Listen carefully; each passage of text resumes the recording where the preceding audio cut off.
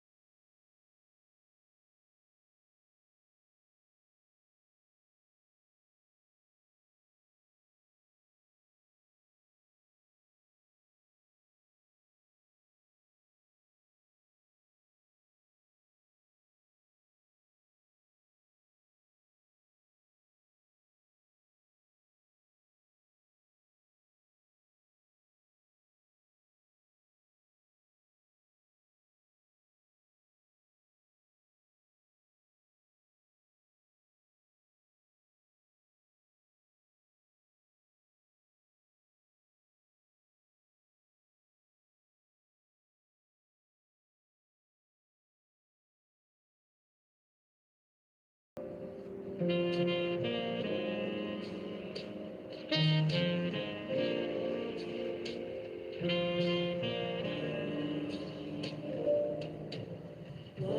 a night, people dancing in slow motion, blurry eyes.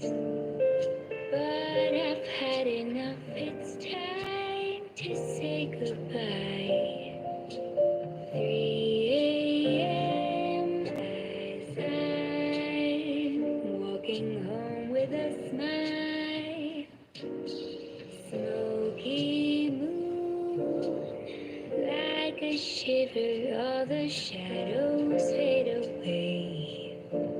All your streets are empty, lights begin to sway. 4 a.m. as I think, oh, Stockholm love. Sometimes I picture how life had been in Paris or New York or Shanghai.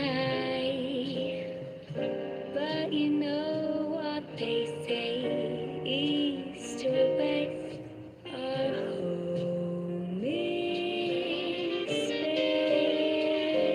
best. Warm embrace, golden sunlight as the city wakes.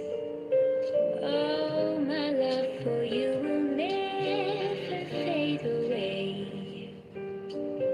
5 a.m.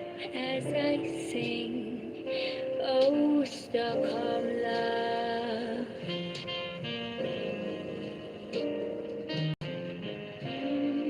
Stockholm love.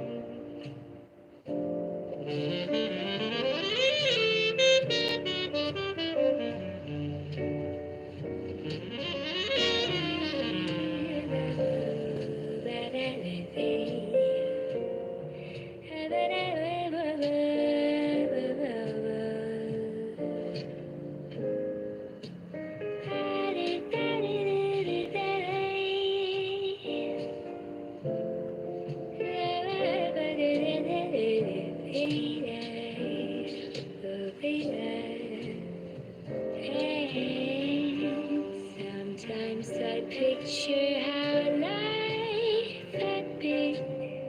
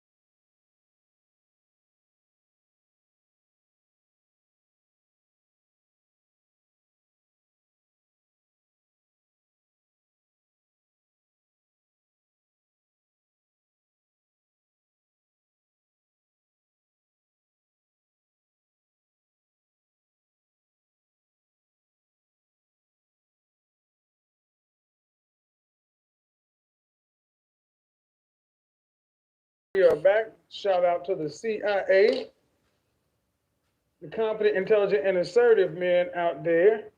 One love to the FBI, the feminine, beautiful, inspirational ladies. Want to make sure you guys can hear me, make sure the sound is good. How's everything? Can you guys hear me?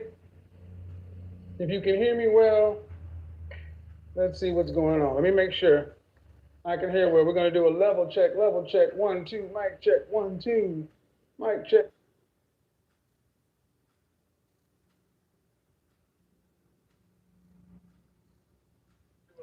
All right, so we are good. We are back. We are back. Shout out to the confident, intelligent, and assertive men. One love to the feminine, beautiful, inspirational ladies. How we doing? Your godfather's back in the house, and the house is, of course, packed. If you haven't checked my YouTube channel today, I've loaded a couple of additional videos up, and then some short bangers. Short bangers. You want to check out the short bangers. You want to check out the short bangers for sure. I'm trying to keep this power level thing going right. The new computer's on the way in. For the longest, I've been switching between an iMac and a MacBook, but it's going to need more power. It takes too much power to stream such a powerful show. So we're going to do what we can for right now while we watch the levels. So if you didn't get a chance to watch Instagram yesterday, you missed a treat. That was a hell of a show. Oh, where are my manners? Welcome back. For those of you who don't know, my name is Kevin Samuels. I'm a professional image consultant, and my job is to make sure you look good, smell great, and the best version of yourself each and every day. The candle of the evening is, we call it affectionately, we call it 34. It's from Diptyque. It's an indoor-outdoor candle. It is banger. It is just a straight-up banger. I like the lights. Y'all can see, Godfather is investing in different studios. Lights, camera. Now I'm free to move around. The candle is 34. And this fragrance right here, I'm sorry to say, hey, Lou. Lou Casely is the stream sponsor right now. We're going to go ahead and pin her right there. Let's go ahead and, how you doing? You know, that's a good thing. Ladies, be prepared when you call in. As many are watching you. Thank you very much. This fragrance is an old school fragrance from when Tom Ford was the creative director at Saint Laurent, and it's called M7. That fragrance brought Western oud into perfumery in the States and has revolutionized the game. Okay, so that's what's going on over here. Power level is doing what it's doing. I don't know why it's dropping. Shouldn't be dropping. But you know what? Let me check something. Hold on. Ah, that's why it's dropping. Not plugged in.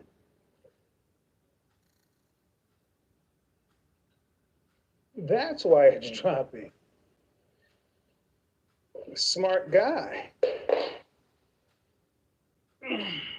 Damn it.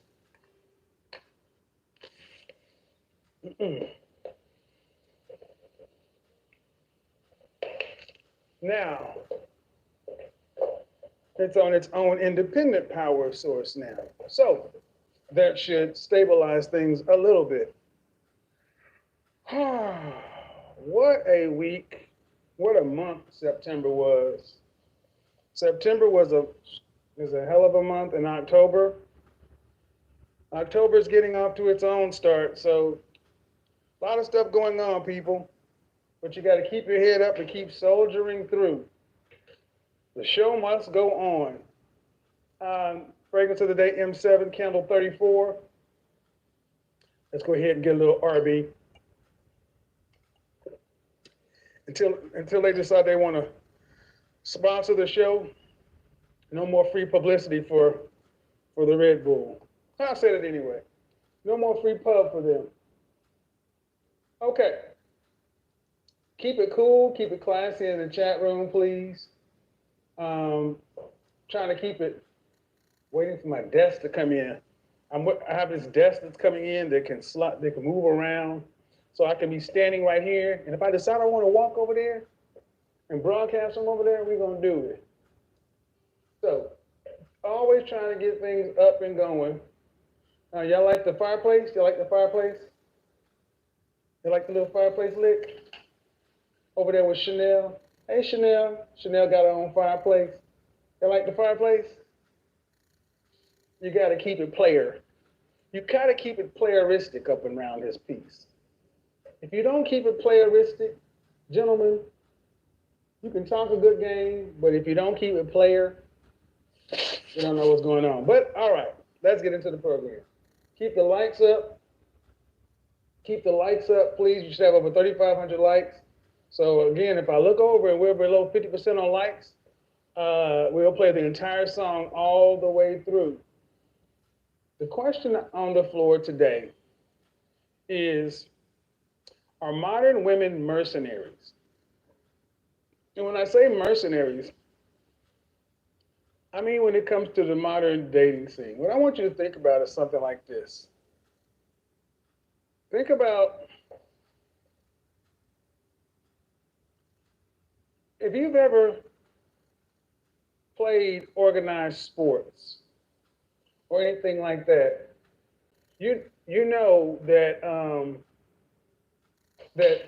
you can often have a team who is less skilled, less natural talent, but if they are running plays, they're going to win.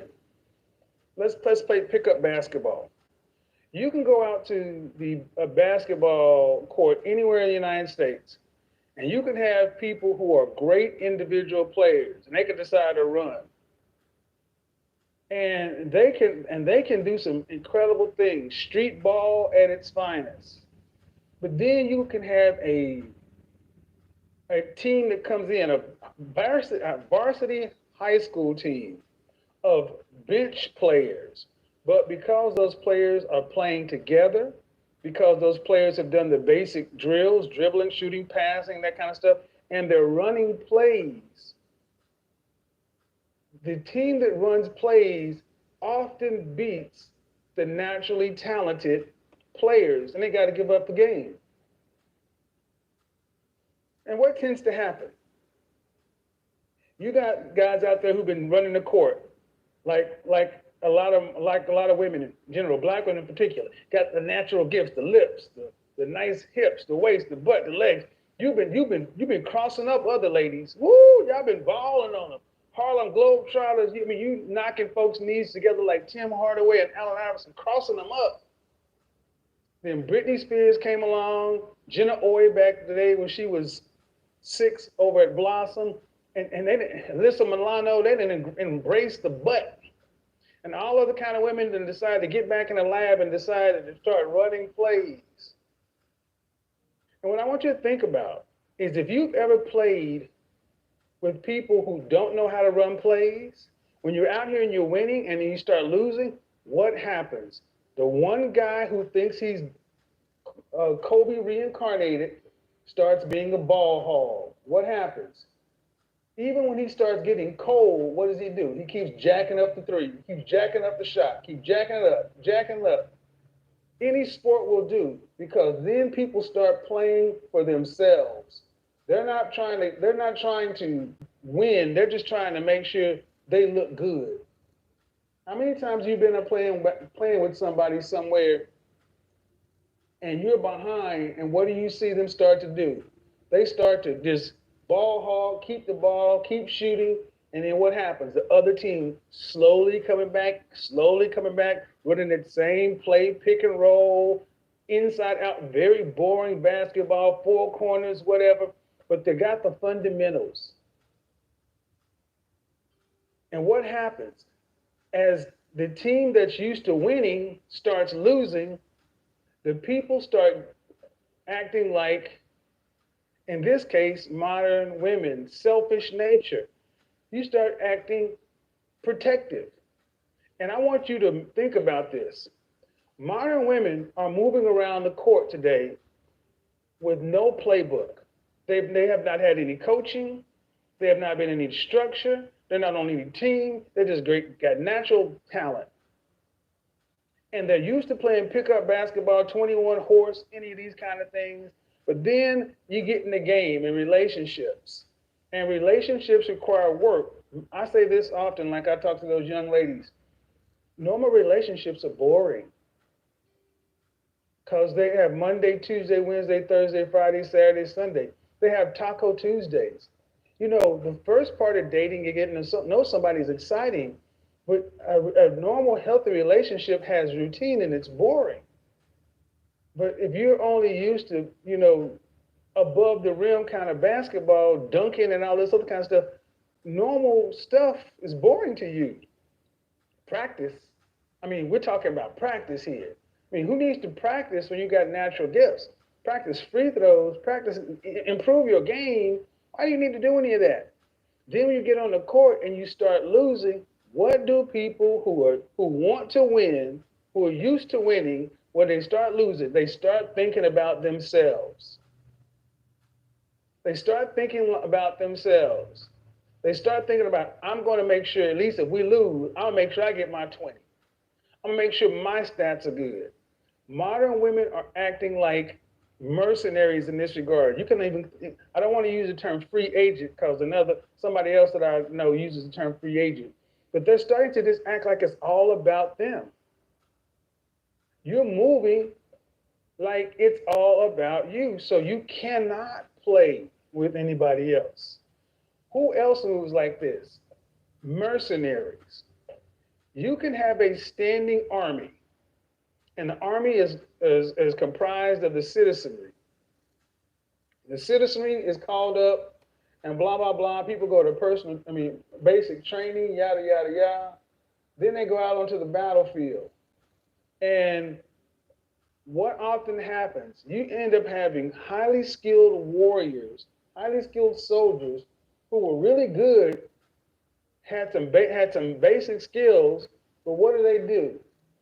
They end up what? Becoming soldiers for hire, right? Mercenaries are just that, soldiers for hire. They're loyal to no one. They're loyal to no one. They're not loyal to a flag, they're not loyal to a cause, they're loyal to their pocketbook. So if you look at us, I like one of my favorite shows to watch. It's on Stars now. It's the old school series Spartacus. And when Asher, when Asher was with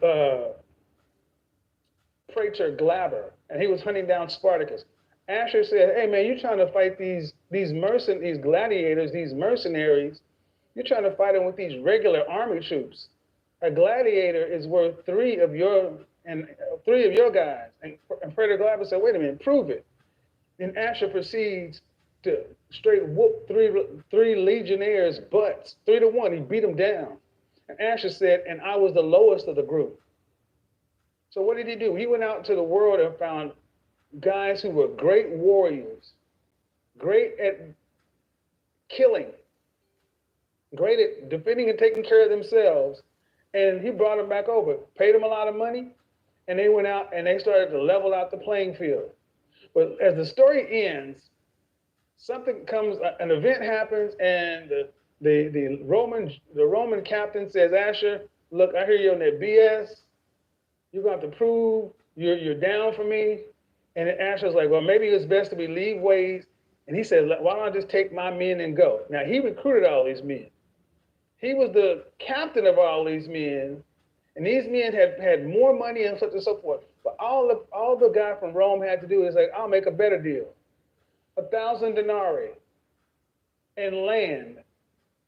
And the guys who were about ready to fight the Roman legion on Asher's behalf put their blades up and looked at Asher like, whatever, because they're mercenaries. There's no honor amongst thieves. There's no honor amongst mercenaries. When it's time to be a free agent, you must do what's in your best interest.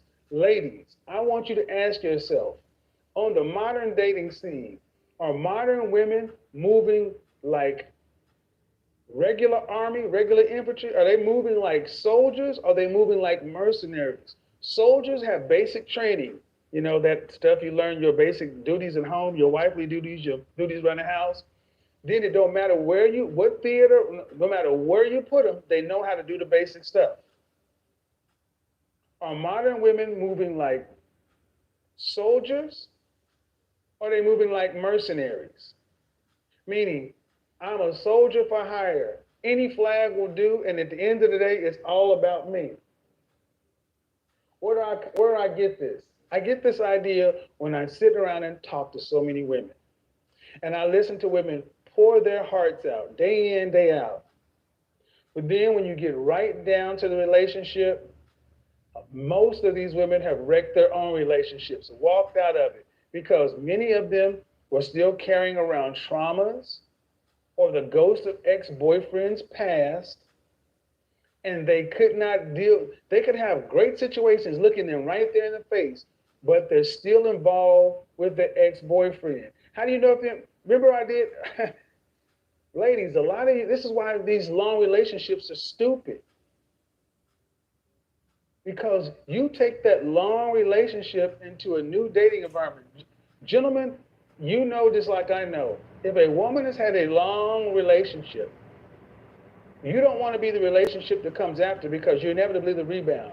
She does not know how to do this stuff. So in order, and what ends up happening when the relationship, when life starts to happen, her first instinct, her natural instinct, is to become a mercenary and protect herself, defend myself. Am I missing something here? Am I missing something else right here? Uh, please, hey, Carpet Dean, please don't use that term. That's somebody else's term. Respect their intellectual property. Um, that's not my term, so respect their intellectual property. Um, look, ladies, it is on you to understand that you're moving through life like a mercenary. If fear, scarcity, and lack, anxiety, stress are the ways in which you move through your world, you need therapy. Let's put the acronym out there. Let's put the acronym out there, because I often say this thing, we need to talk about it. We need to talk about it. Because we're going to talk about three subsets of women that are mercenaries. Three subsets of women that are mercenaries: fear, scarcity, lack, anxiety, stress. FSLAS. F double S, I don't have a word for it. FSLAS, LASS.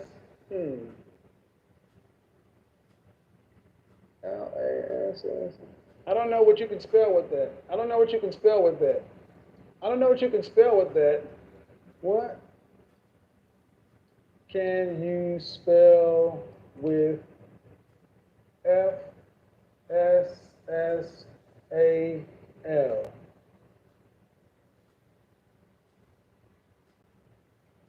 What can you spell with that? What can you spell with these letters? What can you make out of these words? What can you make out of these letters? F S S A.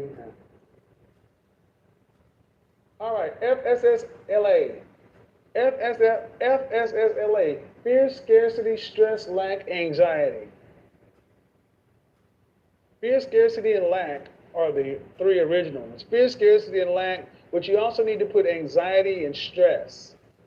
And if you're moving under the, and fear, scarcity, and lack lead to anxiety and stress. That's how you get there. Fear, scarcity, and lack lead to anxiety and stress, okay?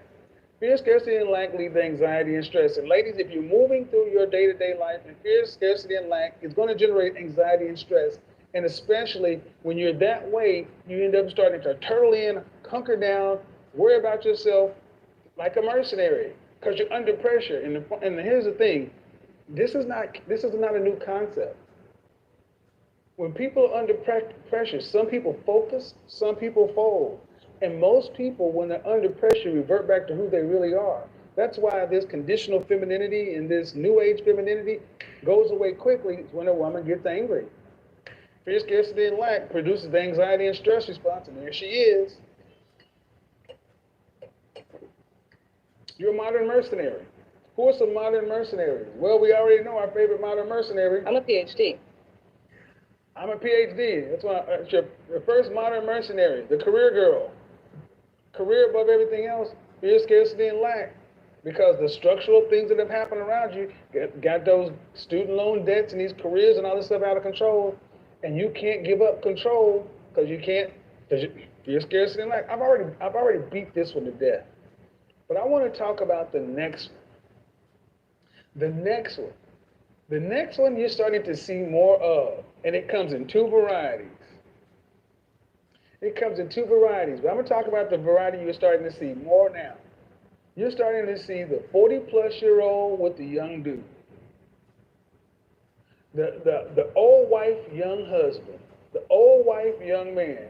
We're talking about women who were about 10 to 20 years older than their boyfriends.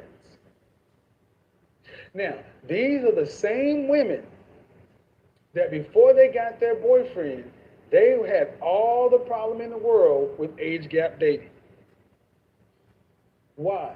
Because older women are not fit to deal with men of their age group because hypergamy, they've got too much stuff going on, and younger men have been, like it or not, the West, men have been born in an entire generation that have taught them that men and women are equal, taught them that women should be revered, that women are better at a lot of things. So it's more natural for a younger man to respect a boss chick's grind. A boss chick's grind. Honestly, I don't see that. I must be under a rock. I don't know how you don't see it. Turn on any social media. Look in entertainment. Look in music or entertainment, and you see women over 40, and you're starting to see more women over 40 strongly, proudly proclaiming their relationships and marrying young men. And here's the thing, I'm good with it as long as you print a retraction and say you've been dead ass wrong to talk about somebody's a cradle robber or whatever. See, I'm not going to call people's names, but there's several names that come to mind right now. And ladies, like it or not, that is backwards. Stella Got Her Groove Back was a movie. What does a 45-year-old woman have to do with a 26-year-old guy? He don't even know who he is yet. But that's moving like a mercenary. And the one way that a woman can do that is she has to have resources. You rarely see a woman that age with a young man unless she is smoking hot and average resourced or well resourced.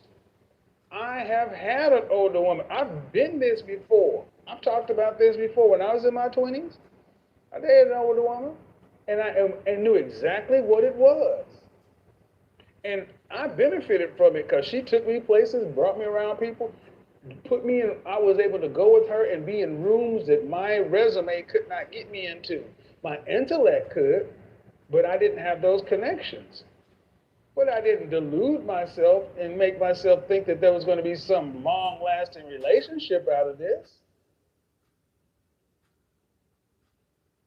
But today you'll see a lot of mercenary modern women with younger men trying to act like, no, I finally found my soulmate and I'm in love. On the one hand, I would rather you be with somebody than nobody good for you. My only issue is many of these women tend to be modern womanist feminist types. And these very women were the ones talking about men ain't this, men is trash, men is this, men is that. And now all of a sudden, now you got you a young guy. And now all of a sudden you in love and getting married and everything else. You need to print a retraction. Not for the men. See, we men already knew you were full of crap. You need to print a retraction for these young ladies, okay? They can control a young man. Thank you. But see, the thing is, look, I'm going to be honest. I'm making this point, but I'm not going to stand heavy on this point because, look, if you, what else is a well resourced middle aged woman supposed to do? The likelihood of her being able to get with a man who's socioeconomically attractive to her is little to none. Meaning, the older women get, the less they get. So I don't want to see women who were used to dating, athletes, entertainers, musicians, multimillionaires, blah, blah, blah, coming to guys who are six-figure guys with having that previous experience because most don't come to it in good faith. But it's still a mercenary move. You got to admit it's a mercenary move because they're worried about themselves. Modern women being mercenaries, the issue is mercenaries can't be trusted. Mercenaries are out for themselves. You cannot build a strong national defense with mercenaries. You need a homegrown army that believes in the ideals of the country. So, ladies, ask yourself: are you moving like a mercenary? When you're in relationships, are you worried about you?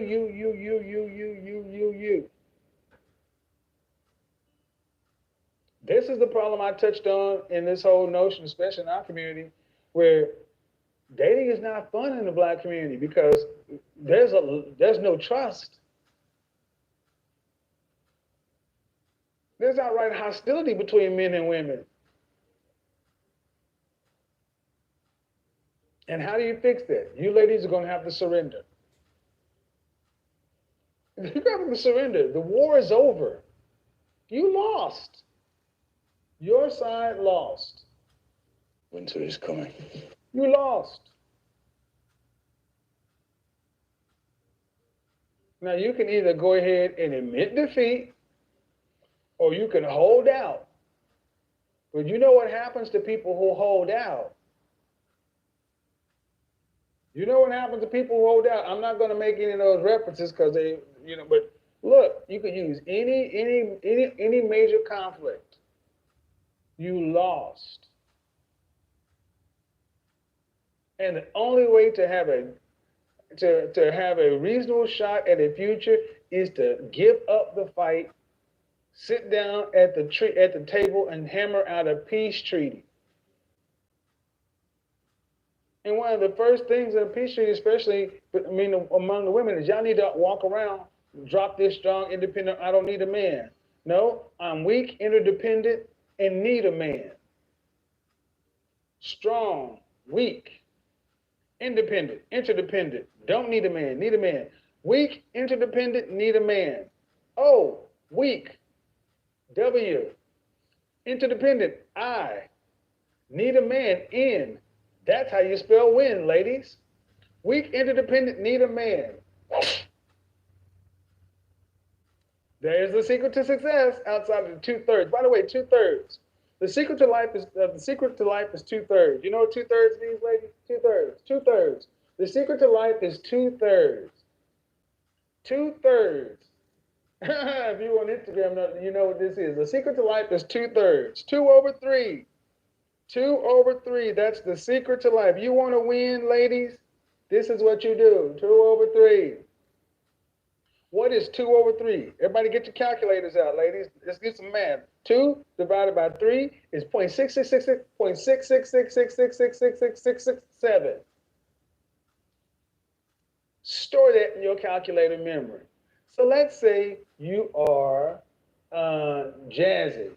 And Jazzy or Chris Hall or give me another lady's name in here. Give me another lady's name in it. Mika. All you ladies want a man. You want to be 6 feet tall, 200 pounds, and all sorts. So if you want a man to be 200 pounds, you need to multiply 200 times 0.6666667, and that is the weight of the woman that would appropriately fit that man. 133 pounds. Oh man, that's crap, Kevin. That sucks. No, no, no, not really. Because if you look at the average weight of the American male, 178 pounds, 178 pounds times 0.6666667. Back in the day when men weighed 178 pounds, the average weight of the woman was 120. Well, 119. So, like I told this sister the other day, if you're 187, if you're 5'4", the height of the average woman, and 187 pounds, the weight of the average sister in this country, multiply 187 times 1.6666667. 187-pound sister should be looking for a man that's around 311 pounds. Sorry, ladies. 2/3. The number is actually closer to zero point 0.7, but there's no fraction to really represent zero point 0.7 appropriately. Not 0.75, not 0.8, 0.6666666 to zero point 0.7. Meaning, let's just say for simple math, you use the same 200-pound thing and you did 0.7. It still gives you 200 pounds times 0.7 is 140 pounds. So 133 to 140 pounds, a 7-pound differential. So if you're 160 pounds, ladies, if you're 160 pounds, I don't care how you frame it, 160-pound woman should be looking for a 272-pound man.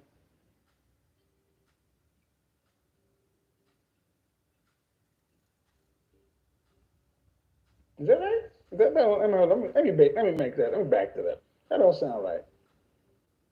Let me. You should be 30% more. I'm sorry. My math was off on that. My calculator was.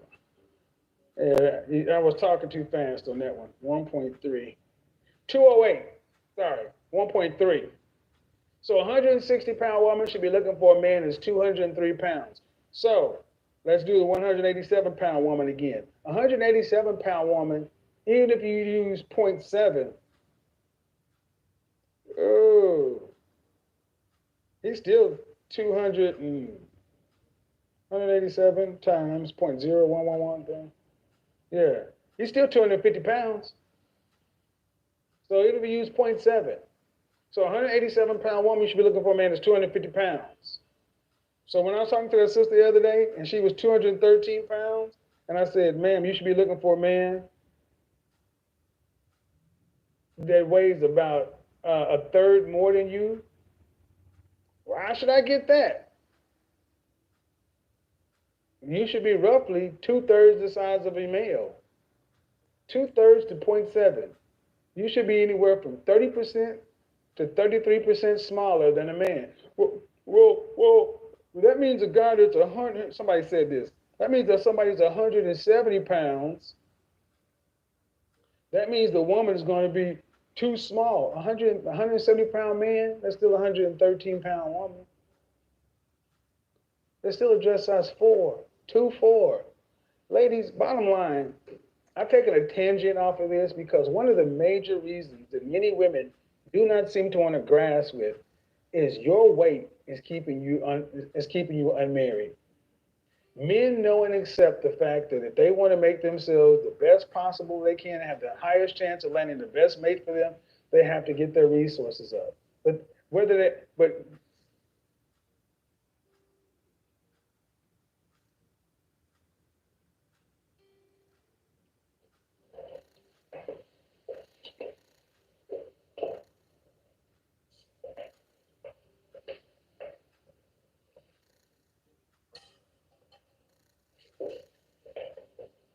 fireplace is running out of fuel. I hate that sound.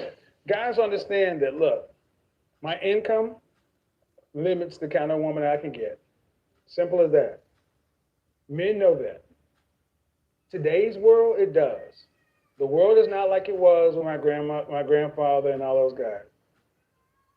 But guys got a longer term. If you're going to come down, sit down at the table as a modern female mercenary, the first thing you must do is you must sit down at the table and negotiate a peace. Then you need to declare a side. In the black community, black women, you need to understand that every other group of women, when it gets right down to it, they happily line up with their men. That's why I keep saying we're all you got. And while it is still available, it will be wise for you mercenaries to stop warring. Because what's starting to happen is the one thing that I think is keeping so many, I said it the other day, the inability to code switch and effectively get inside other communities is keeping a lot of folks who don't want to be together together.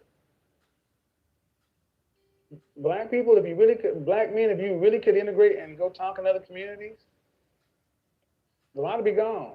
That's why you always talk about going overseas, such and so forth. You don't have the money to go overseas. Why go overseas? You just go to another neighborhood. Ladies, you ladies need to start acting like men are a requirement. I see, I know a lot of my critics and detractors, like he always preaching doom and gloom and fear, such and so forth. I challenge any of them to sit down and discuss the numbers of it. I don't care what you think about my tone or method. The bottom line is this Western world is not set up for single, average earning individuals. End of life is who's responsible for that? Your money, your family, and your children. Single men, same issue as single women, except men understand that the streets is what's waiting for them. And I'm gonna say this to the men, like I said, I think it's crazy that many of you guys would be ready. You'd rather go be on the street than learn how to get along, ladies. Oh, is it really got to the point to where you just rather put your 20 up and your 13 rebounds and just say keep padding your stats, or do you want to learn how to get along? I'm asking a question. Why are you a mercenary? Why are you just worried about yourself? What has happened to you in your relationships, your personal relationships with men, that has made you a mercenary? And what I notice more often than anything else is it's really not the relationships many of you women have had. It's more your mama, your grandmama, your nanny them. They're filling your head with their stories. Well, why are you a modern mercenary? And if you're going to be a modern mercenary, what happens when you can't fight no more? There are no old warriors. You got to give up the fight at some point. Here's the thing. The show shut down early last on Monday, so I'm going to start taking calls from Monday night show and then on tonight's show because I think it's a good topic that we got to start looking at the fact that I firmly believe that many women today are being motivated by fear, scarcity, and lack, which produces anxiety and stress. And no one, and men, ladies, whether you like it or not, no matter how much men want to be with you or care about you, they're not going to accept you just because you're black or if you're always anxious and stressed out and in a bad mood. That does not bring a man what he wants: peace. Men do not want women who are projects. Men want women who enhance our lives. We don't want to have to turn away from our purpose to fix you.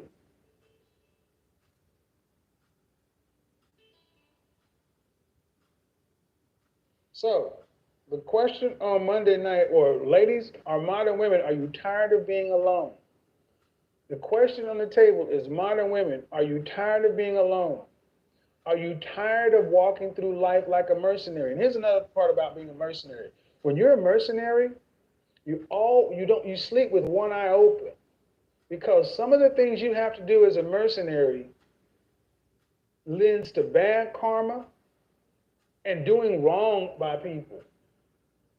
Mercenaries have to sleep with one eye open because they end up stabbing, fighting for one side, then turning side, being a turncoat. And if you walk through life like a mercenary, always you can tell people who are mercenaries because they expect the worst because they've done the worst. Uh-oh, getting a little too real. Getting a little too real on the hill. Well, I didn't have any choice in this. My mom, hey man, what you gonna do? What you gonna do? Recording in progress. Because you cannot just decide to be a mercenary and then expect a guy who has his stuff together just to accept you and work with you. Like I asked that one woman, free range chaos women. What the video I put out there? The same tag. Are modern women? Modern women value family or freedom? And if you look at that video I did that call I had with that woman, she even had to admit it's like, well, damn, her views on marriage and relationships were given to her by the older women in her family because they had had so-called bad relationships. And I'm going to tell you this, those women will tell you they had bad relationships. What they won't tell you is they had bad relationships because they were bad actors. A lot of women back in those days had bad relationships because they were acting badly. They had good men. Heck, I remember my mother and my mother's friends, and I saw women in my neighborhood who I knew who I personally knew, neighbors and everything else, who I personally knew had good, decent men wanting to date them. And yet they chose to deal with the knuckleheads and the fools. And then they want to turn around and talk about why shit is so bad. No, you chose poorly.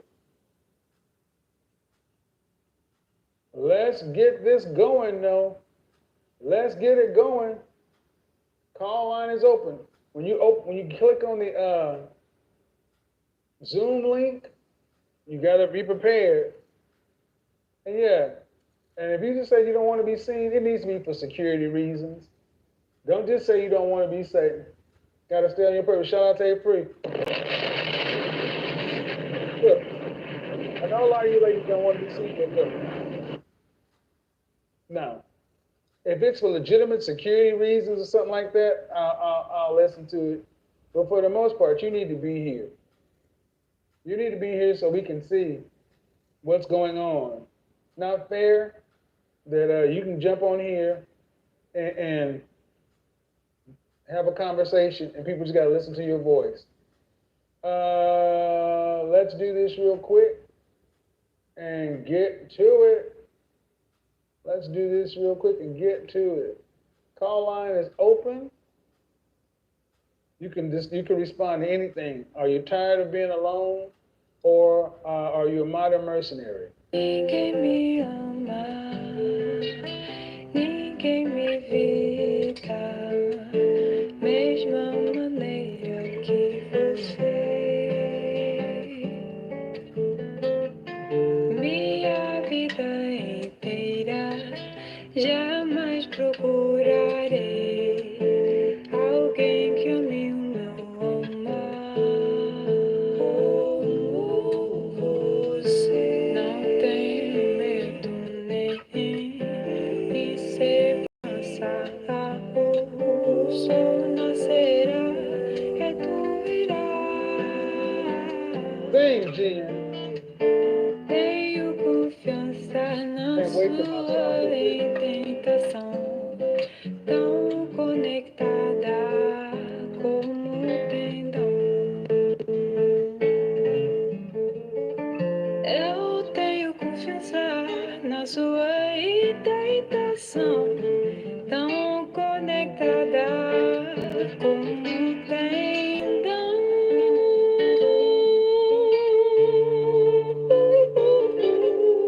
Acredito em você.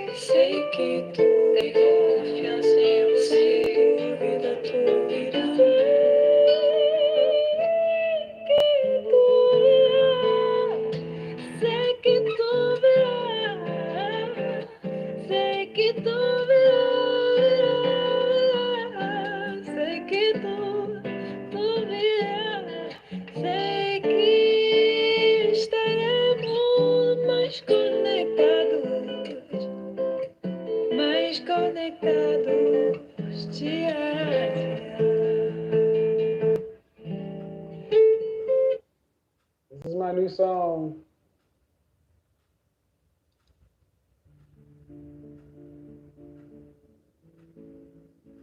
You guys ready?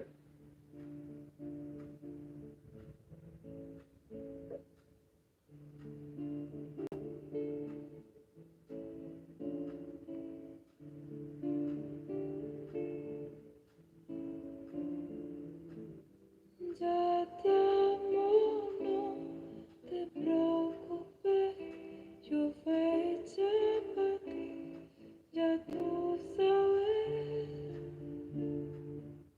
no te olvides, fue creada para ti, ya tú sabes, no lo dudes, mi amor crece como abril.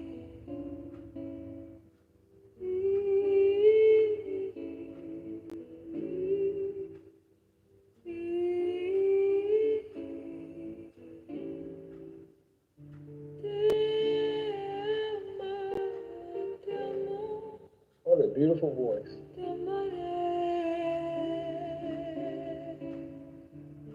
me canta el esperar, ojalá juntos te cansaré. No, no, con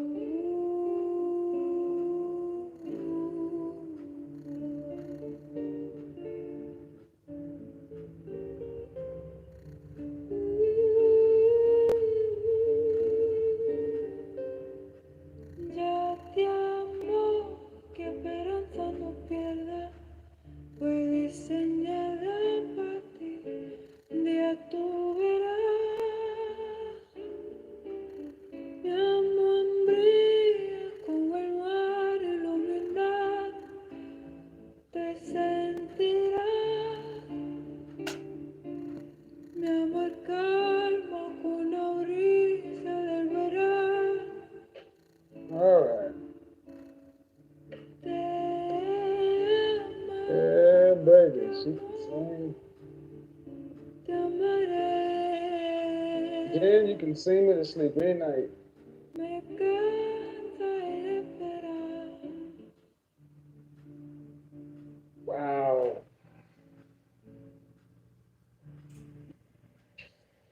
Wow. Just wow. Lisa, you ready? You ready, Lisa? You ready? Go ahead and wave. All right.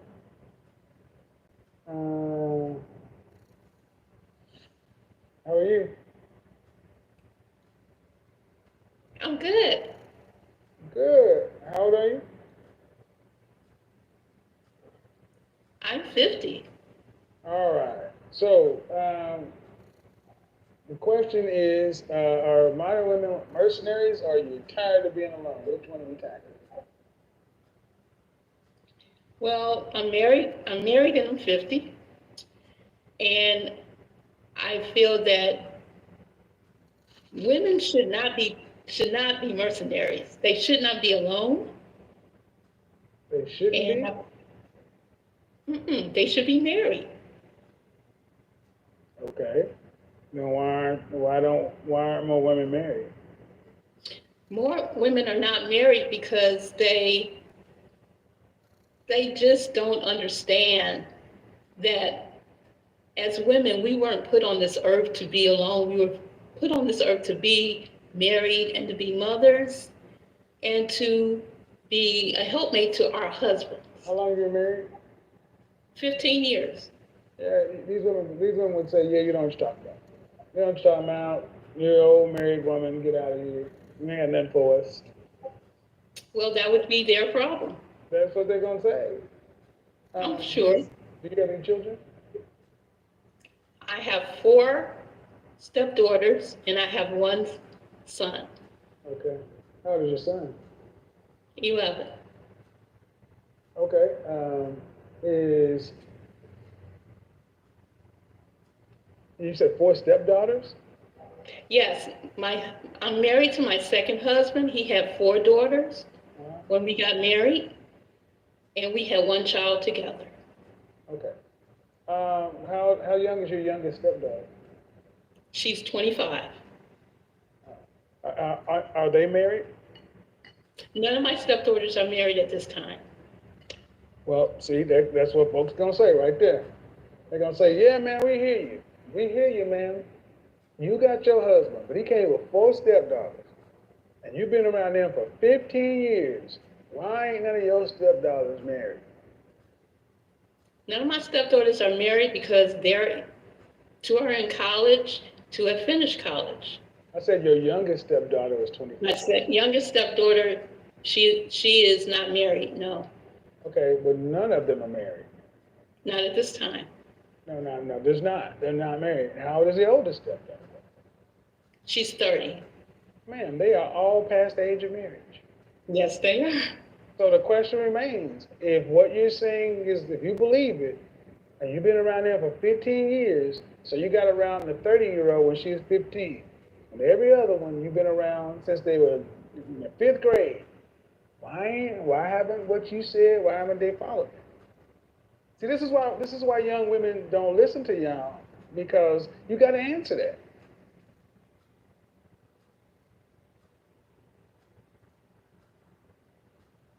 Hello?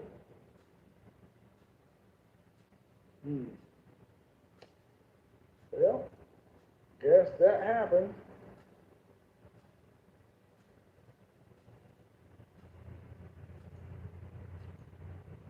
Uh-huh. So, you guys need to get on camera in the Zoom room.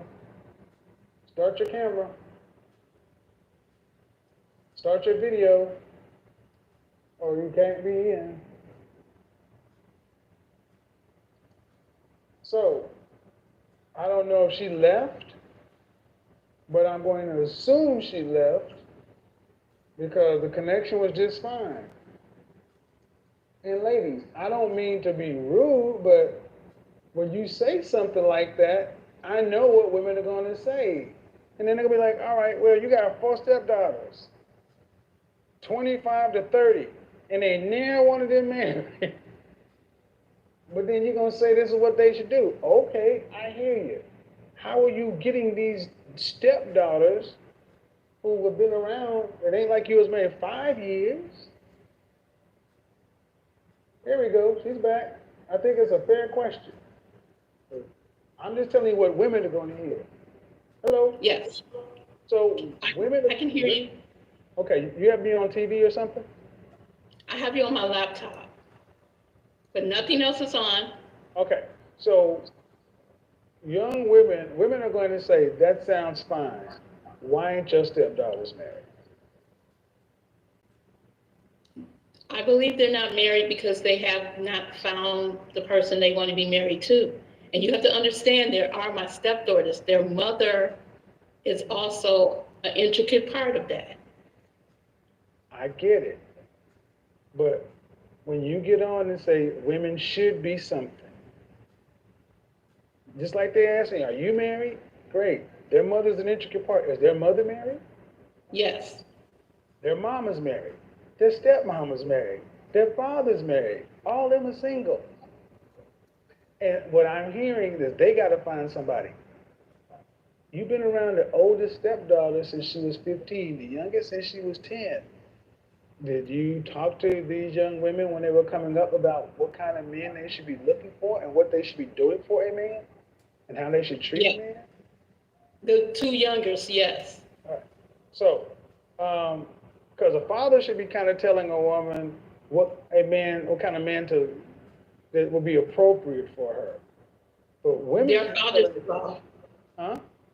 Their father's involved in that. Right. And women should be telling women what they need to be doing for men. So, what are some of the things you told your stepdaughters they should do for a man? Well, a lot of things I told them is what my mom told me, was that you, before you get married, you make sure that your father's an intricate part of that. My father was. And they also we went to church on a regular basis. They were taught that before you go out there, you make sure your father meets every person All you I'm want to hearing date, about or it, okay, your father is a ma'am, maybe you didn't hear what I was saying. What I'm asking is, what did you, okay, I'm sorry. as the stepmother, and what did the mother tell these young women what they should be doing Right. for a man? What their Well, responsibilities are to a man, not what they should I'm be looking sorry. for. What were they Right. taught to be doing for a man? Because here's the pushback. Here's the pushback Okay. that women are going to say. Because a lot of women are starting to blame the reason they're not married because of you guys. Because y'all didn't teach them. Because a lot of women are starting to say, y'all were too worried about getting your own husbands because you're wrecking your own marriages, that you were worried about getting your own lives together, so you didn't teach us nothing. That's what I'm starting to hear from more young women. So I'm asking women who had daughters or stepdaughters, what did you teach them? Because if if being married is a requirement, and you said in church and everything else, my personal position is, that makes you a traditional. Did you raise them to be traditional women? And as far as I'm concerned, I came into their lives when they were 9 and 10, Yeah. as you stated. And from Right. that point, I did teach them through action, dealing How with their about this? father and our Did their relationship. mother raise them to be traditional Uh, their mother is younger than me, and I would believe that she taught them what she could. women? Did their You know, I don't know did their exactly. husband did their father, your husband, teach his daughters to be traditional women? Yes, Okay, stop right here. because before I came into their lives, his mother was in their lives as well. Stop right here. Stop right here. Traditional Okay. women, traditional women, men are not optional. They're a requirement. So whatever the age of the wife, the biological mother, she's still the mother. And the father, if you're talking about church and these kind of things, if the father raised them to be traditional, Mhm. and you came along and you put some icing on it, and he had a grandmother, all right, then why aren't these women married? Four of them, 25 to 29, unmarried. And all this church and traditional and everything else, but no men. Based upon the thing you came through the door saying. And people, I want you guys to understand, it's my position that the women of my age dropped the ball. They didn't teach these young ladies. They talked to them. They didn't show them. They said, this is what I think you should do. But they did not get there and do the daily work, day in and day out, like my grandmother and my great grandmother's generation did. My grandmother, my great grandmother's generation, they taught their daughters and granddaughters how to be women. I know my mother's and her sisters learned all their domestic stuff through my grandma. I can see that they learned it because I see how my grandmother did it, and I see how all of her daughters did it. In their homes, they're still structured the same way. It's all from the same blueprint. They learned it. Now, they will tell you they outright rebelled against finding a husband. And my aunts, bless their soul, regret it to this day. My mother stopped fighting it and she was able to be married. But if you don't, they're not being taught, they're being told in church and this and that. Who's teaching these girls on a daily basis? The things you say that they need to have. Do you agree with any of that? Do you disagree? What? I agree. I agree. Because my mother was 36 when she had me and my twin sister, and she was 40 when she had my younger sister. And my father was 4 years older than her. So they were that generation of your grandmother, my mother, they were older. And so my mother taught me about being married. My father uh, really helped me find my first husband. Right. And Thank you. then, So you know what I'm talking about. So let's just yes, go I right. do. So right there, did these girls get that? You've been around 15 years, man. You can give me your best guess.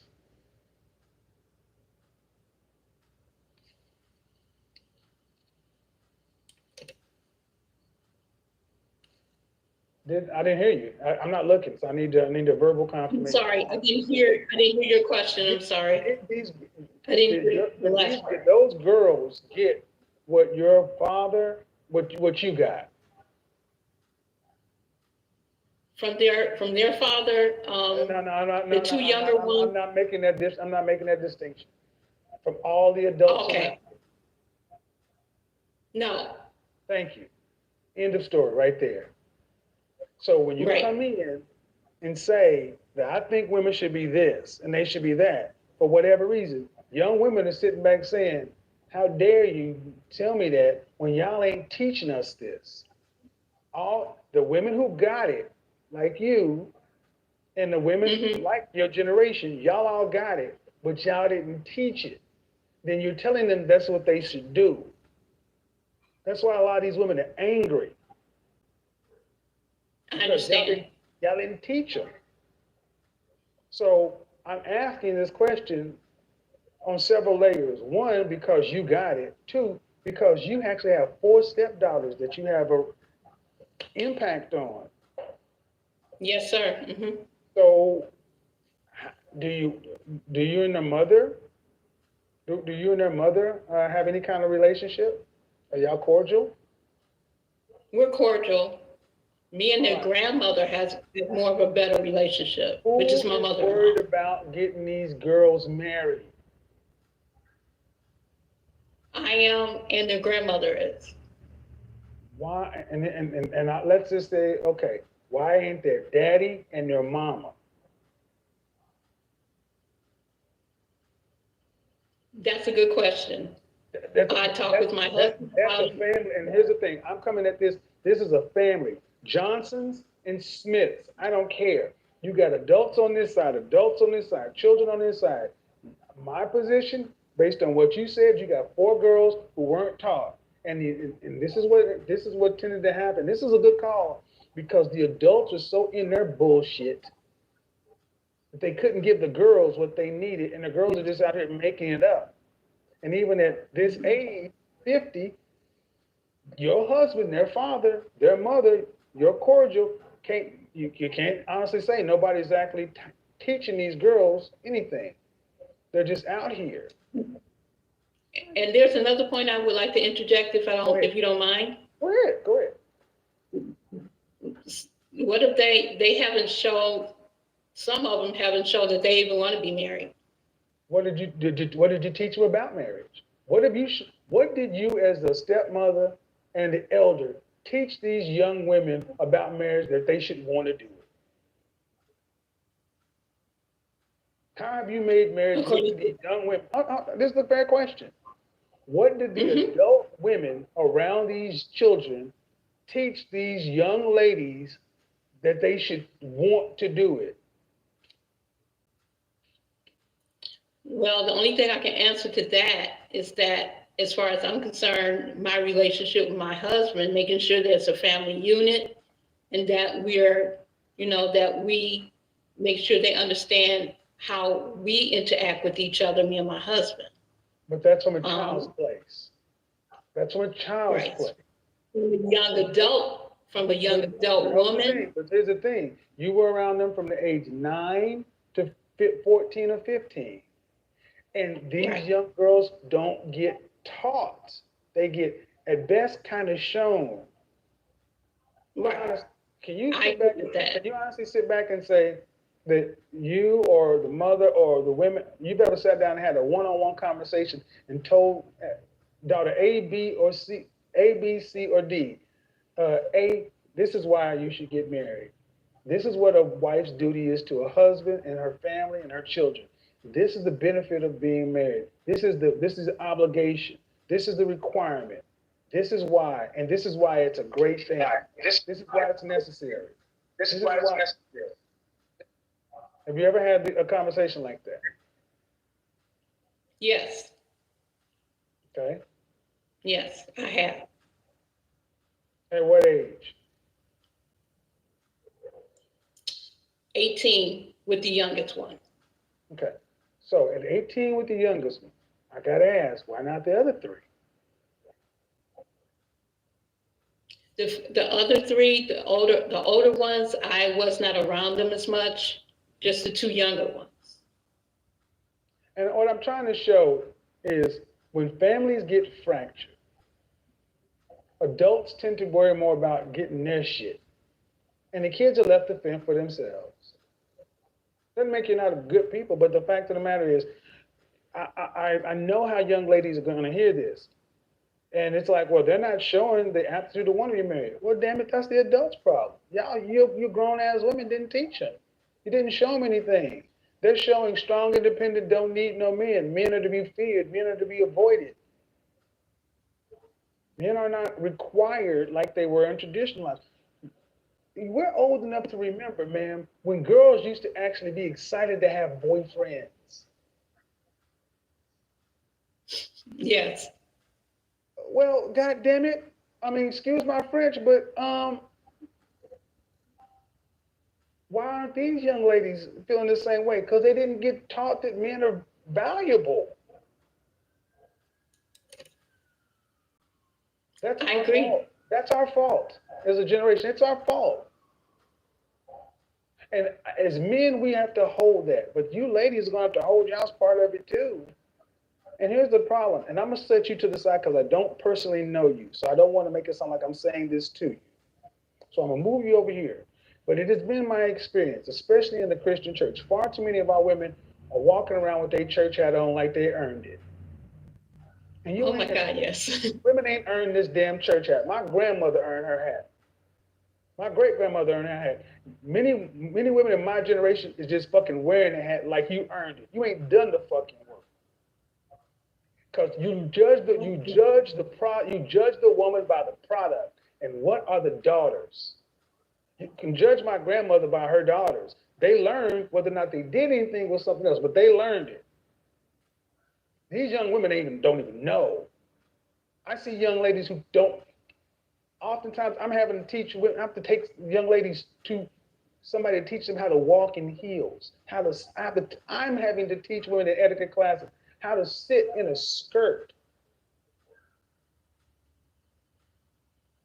I agree. And this I is went why through so every many time. young women. This is why so many young women are frustrated because they were left to be wild, free, no structure, no discipline. Well, I don't want to say this because it ain't my child and I can't overstep this boundary. French toast that. I bet in our generation, I wish I would have heard us talk, the adults around us talk like as weak as we talk. Mr. Jenkins, Mr. Johnson, anybody can whoop your ass along the street. That's true. So why don't we do it that way? Because we were worried about getting into these jobs, corporate America, da da da da, and being independent. We didn't do what we were supposed to do. We didn't stay. And then just because we learned it a little bit later on in life, this next generation didn't get it. Like I said, you've been together 15 years at 50 when the previous generations had been together at 25 or 30. We don't prioritize relationships. And why am I hanging out in this call? Because it is going to be incumbent upon Generation X women to be honest with millennials and zennials and tell them we failed you, ladies. We're sorry. We failed you. We did our best, but our best wasn't good enough. It's on you guys to apologize to them, not us. We got to deal with the men. Y'all got to apologize to them and fix it. And the biggest thing you do by fixing it is telling them we were wrong. We told you. We didn't show you. You tell somebody how to bake a pie, but you show them how to make dough, how to pinch the dough. That's what we're missing. So good conversation, good back and forth. And the reason I pushed is because I know what young ladies are going to say. They're going to say, well, wait a minute. How that's supposed to happen? So anything you'd like to say before we wrap up, though? Only other thing I want to say was that I agree with what you were saying earlier about the weights of like a woman's weight should be 1/3 of her husband or the man she's interested in. I just know that my husband is 6'3", 230 pounds, and when I stand behind him, you can't see me. Good. Disappear then. Have a good day, It Lisa. was Bye-bye. good talking to you. Bye-bye. That was a good call. That was a good call. I think that could be a lot of work can be done with that call because. All right, Mimi, how are you? I'm well. Hi. Hello. Hi. Can you hear me? I can. How old are you? 38. 38. What do we got? We're talking about what's that going on in the background? TV. Are we talking about modern women? Are you tired of being alone? Are we talking about modern mercenaries? What are we doing? Well, I wanted to. So when you said modern mercenaries, I wanted to understand how are you defining the modern mercenary? Mercenary. Okay. What would you define as a mercenary? Are you familiar with the term? I mean, yes, I do. That would be someone the way I would look at it is someone who's coming in for the kill. You know, that's abrasive. You know, with an agenda. No, a That's mercenary how is I a perceive. mercenary is basically a soldier for hire, no loyalty. A mercenary, a person primarily concerned with making money at the expense of ethics. A professional soldier hired to serve a foreign army. So women. No loyalty, concerned with themselves. No. Okay. They'll fight for you. Okay, imagine the United States went to war. And let's say the United States went to war with China, okay? And China was invading the United States. Let's just say that could happen. You'd fight to defend your homeland because it's your homeland. Let's say we were starting to run out of troops and we started going to Australia and Canada and England and bring some mercenaries over for this. We got to pay them to do that, right? I'm trying to get the correlation for The correlation is you're not loyal to anything except yourself, to your outcomes. I laid it out in the monologue. A mercenary is loyal to themselves. And when pressure hits, mercenaries tend to be the first people to leave the war. So are modern women acting loyal to relationships? I find that I can see. I can see that. But are modern women that started out with the video I put up today, with asking the question, do modern women want family or freedom? I see so many women sacrificing pretty much everything to be with someone, at a point of desperation for it to be. Where do you live? I live in the U.S. What state? That's not a game. I live in Georgia. Okay. 1 in 4 Black women are married. Mm-hmm. Before 1965, we had a marriage rate of 80%. Right. Okay. Why aren't Black women marrying today? Options are so limited. Bullshit. You think so? Bullshit. 54% of Black men are single and childless, 61% in the middle class. You must be new to my show. I'm definitely new. I just learned. I'm sorry.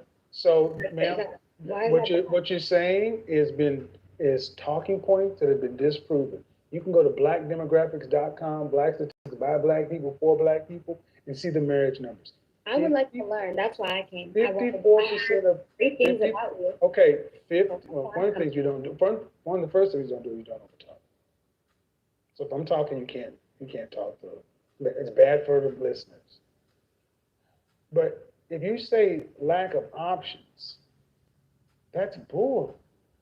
54% of Black men are single and childless, and 61% are in the middle class. So there's a high population of men that are single, and there's a high population of women that are single. You missed it. No. See, what you did is you just tried to deflect. I'm trying to understand. No.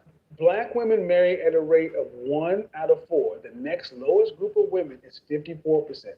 It's not a, hold on, listen. It is not a lack of men wanting to marry. It's a lack of black women wanting to marry. You're coming at it from the side that the issue is with men, and it's not. I don't agree. I don't think it's a men issue either. I don't. I definitely Well, don't. then, okay, why aren't black women marrying anybody then? My perspective, and this is just my perspective, and if it's been disproven, you can correct me where I'm wrong. My question is, my perspective is that it seems as if everybody's out here just trying to figure it out, both men and women. There's a high population of men that are single. There's a high population of women that are single. No, it's not. Okay, ma'am, your perspective is not based, okay. Is that not? Look, ma'am, look. You just gave me. Listen, no, I don't know. Say that once. The numbers, ma'am, the numbers. Mm-hmm. Black women marry at a rate of 26%. That means 1 out of 4 black women can ever expect to be married. Mm-hmm. The next lowest group of women marry at a rate of 54%. That's over half. That's white women. They're not trying to figure it out in this modern world. They know, their women know that their best chance of getting to the end of life and quality of life is with a husband, not a boyfriend, not a long-term relationship, a French toast husband. Mm-hmm. But today, 80% of black children are married to fatherless homes. So that's a woman choosing to have a baby before the benefit of marriage. It is 100% her choice to carry that child. Black women on this show will tell you, I've been engaged 2, 3, 4, 5 times. But when asked, why aren't you married? Like, how old are you? 38. Why are you married or single? I'm single. Any children? I don't. No. No, I don't. Why are you not married? I've been in a relationship, my current one, for the past 3 years. So we've. But you're almost 40. I am. Why aren't you not married? Why are you not married? I mean, that is something I know that what I've done, and admittedly, I can say is a failure on my part in my upbringing, is that I've always put work ahead of a relationship. And okay, so are you more than okay? And do you think you are more typical of black women, or do you think you're more the norm or more the abnormal? I'm pretty sure I'm in the average range. I don't. Well, then if that's the case, so if that's the case, you just proved my point. 38 years old, and you said your career. Did you go to college? I did. Master, you have a master's, bachelor's, master's, what? I studied in healthcare, and yeah, I would just say You have a bachelor's, master's, PhD, what? bachelor's. Huh? Bachelor's. Bachelor's. And so, and what is your career? I'm not in that industry. I don't want to talk about my work field on. No, man. That's this show. That's this show. That's What? this show. I'm only asking you, ma'am. I'm only asking you what can be seen on LinkedIn. I'm not asking you about your money. But if you said I put my career ahead of relationship, you said I put my career above relationship. And I'm just going to ask you what the career is. I did. I worked in telecommunications. So did I. I was in. Trust me. Okay. Telecommunications. So bottom line, man, don't overtalk me. If it's okay. No, it's not okay. You can't overtalk me. I've said that 3 times, so you've been muted. You won't overtalk me. That's just won't happen. So what we're seeing is somebody say they want to learn, who don't know what they're talking about, and then when you just ask the basic questions, the defensiveness, and at 38 years old, what career? Ma'am, all you have to do is back it down and not overtalk me. But I'm running a show. And you can I don't think you want to do this, Pat. I'm trying to be nice. I'm trying to help. Stop with the frowning of the face because it's not going to look too good for you. So you might want to just take a second to chill out. You just you can unmute yourself if you choose to. No, ma'am, I'm trying to run a show, talk to you, with almost 18,000, 17,000 people. You said your career. Are you an executive? Director level? Director level? As someone who has been vice president level, I see more professional, unmarried black women. But, but being a director does not preclude marriage. I've seen plenty of directors and VPs who are female who are married. The majority of the people above director are married. True or false? I haven't looked at the stats for that, so I don't want to misspeak. Okay, let's just look in your organization. Is it the norm that people director or higher are unmarried? When I do my analysis, everybody seems to be married. In your observation of the observer in of my your leadership, in my chain of leadership. Thank you. So my point is, career does not preclude marriage. This is what we do on this show. We look at the facts, the figures, the data, the statistics, and then we take and mirror against the popular talking points. You came in saying that the reason your guests were why black women weren't married because of lack of candidates. That's simply not accurate. It's not accurate, it's not precise, it's not true. It's more the norm that black women go to college and focus on themselves until they're 30 plus years old. And then after 30, they decide they may want to possibly have a serious relationship that leads to marriage one day with children. But by this time, most of you are your age inappropriate for marriage. Because sadly, many have children by that time. Just look at the numbers. May I speak? Sure. I don't know how to. I want to. First of all, I want to say that I was recommend. I heard about your show, and this is like the first time I've ever, or so probably the second or third time I've done an internet thing. So I'm not very familiar with this. I do respect your show. So if it did come across as if I wasn't, I do apologize. So I do want to start off by saying that. Secondly, I'm just here to understand more. So I didn't research anything prior to this. What we can do is, if you were in telecommunications, I spent the first 10 years of my career in telecommunications sales. I've spent 20 years in sales. I've been in corporate America until I was in advertising and started my own agency. Bottom line is this, man. The things that black women hold out as reasons for not getting married don't stop other races of women. Yeah, the point that I was trying to make was that I know the mistake that I personally made and the things that I was doing.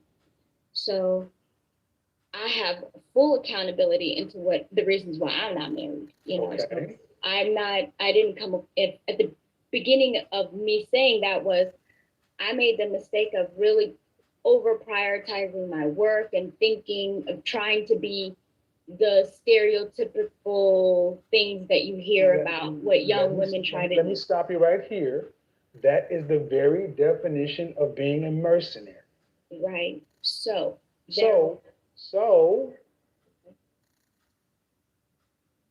this may be new to you. Watch the program. You're going to find out that you're right in line with so many other women who, at this point in life, are trying to figure it out when you prioritize career. You can't, it's really difficult to turn around and decide to want to be a traditional or even a wife when you spend your life worrying about you. This is why we have this song. I'm a PhD. You have a dog? You own a dog or a cat? Do you want a pet? I don't. All right. Well, You're going to find out that you are pretty much in line with a lot of women in professional career, but at the end of the day, long relationships, no marriage. You have a 3-year relationship, and do you want to be married one day? I'm not for certain. I don't know. I'm not. I don't think so. Do you want children? I don't think so. All right. Well, I'm not for by the certain. time, so no children, no husband. By the time you reach 65, are you going to have your roughly $2.4 million to retire on cash? Well, I'm blessed to say that I have a wonderful family that I came from. No, no, no, no, no, no, no, no, no, no, no, no, no, no. I'm asking, are you, so through your own efforts as a single individual, are you going to be able to pay for your rest of your life when you're no longer working? Not what somebody else did for you. I mean, I'm self-sustaining. I can say that. I'm not. No, I don't no, know if I'm no. going to be a multi-billionaire. No, ma'am, no. Ma'am, What are you it has saying? nothing to do with a multi-billionaire. This is simple math. Uh-huh. If you cannot work and you have no family, no children, if a man cannot work, right? He has no money to pay for anything. He runs out of money. Where will he end up? I mean, that wouldn't be something. Where will a man end up? No money, no family. Why? Why would he have? Why? If Ma'am, where? Okay, I'm going to ask you one more French toast. See, this is one thing I don't do. You don't answer a question with a question. That's rude. You have to know better than that. I'm not for certain. Okay, ma'am, if a man has no money, no family, no kids, and runs out of money, where's he going to be? In a nice home, fully fed, or is he going to be homeless? He's going to be destitute. Destitute is another word for what? Homeless. Yeah, it's going to. Yeah. All right, so anybody in that position who runs out of money Uh-huh. and has no family, Uh-huh. no children, is going to end up where? Is that what? Is going to end up where? Who knows? I'm not. It's going to end. No, that's bullshit. See, there's no who knows. This is what I mean. This is the problem. The logic just won't go through. No, absolutely not. Y'all see it right here. I don't know. I don't know what's going to happen. I can't answer that question. I don't understand. A man will end up on the street, or a man will be destitute with me. I don't know. No one's listening to you. We've heard enough. We're going to move on to somebody else who wants to have a conversation. Live in your fantasy land. This perfect example of the modern mercenary cannot deal with reality. Refuses to deal with reality. When given an opportunity to answer a question, it'll be shame, insults, guilt, that need to be right, and just sit around, blah, blah, blah, blah, blah, blah, blah. Well, I don't know what's going to happen. It can happen with anybody. They could end up on the... And see, that question I start asking women, I don't care how you figure it out, what you going to do without kids and a husband when you run out of money? That bothers women like her. Because she knows just like a man, she's going to be on the street. And she cannot imagine a world where that blonde hair is going to be on the street. She can't imagine a world where she's going to be sitting around and somebody ain't going to take care of her. I got news for you. The street takes blondes, brunettes, raptor claws, all of that. I saw a woman on the corner out right here with a blonde hair. I'm like, how you blonde and homeless? How that work? So there you go. Okay, I muted you, man, because you had a little bit too much background noise going on. I don't understand how that works, sir. I come from a family that's, well, okay, you got too much noise going on, Jimmy. Oh, I got too much noise. Oh, Hi. yeah, let's try to. Do you have me going on in the Bluetooth or something in the car? No, Okay. How old are you? I'm 28. Are you in the car alone? No. Yeah, there's too much noise. I'm getting background.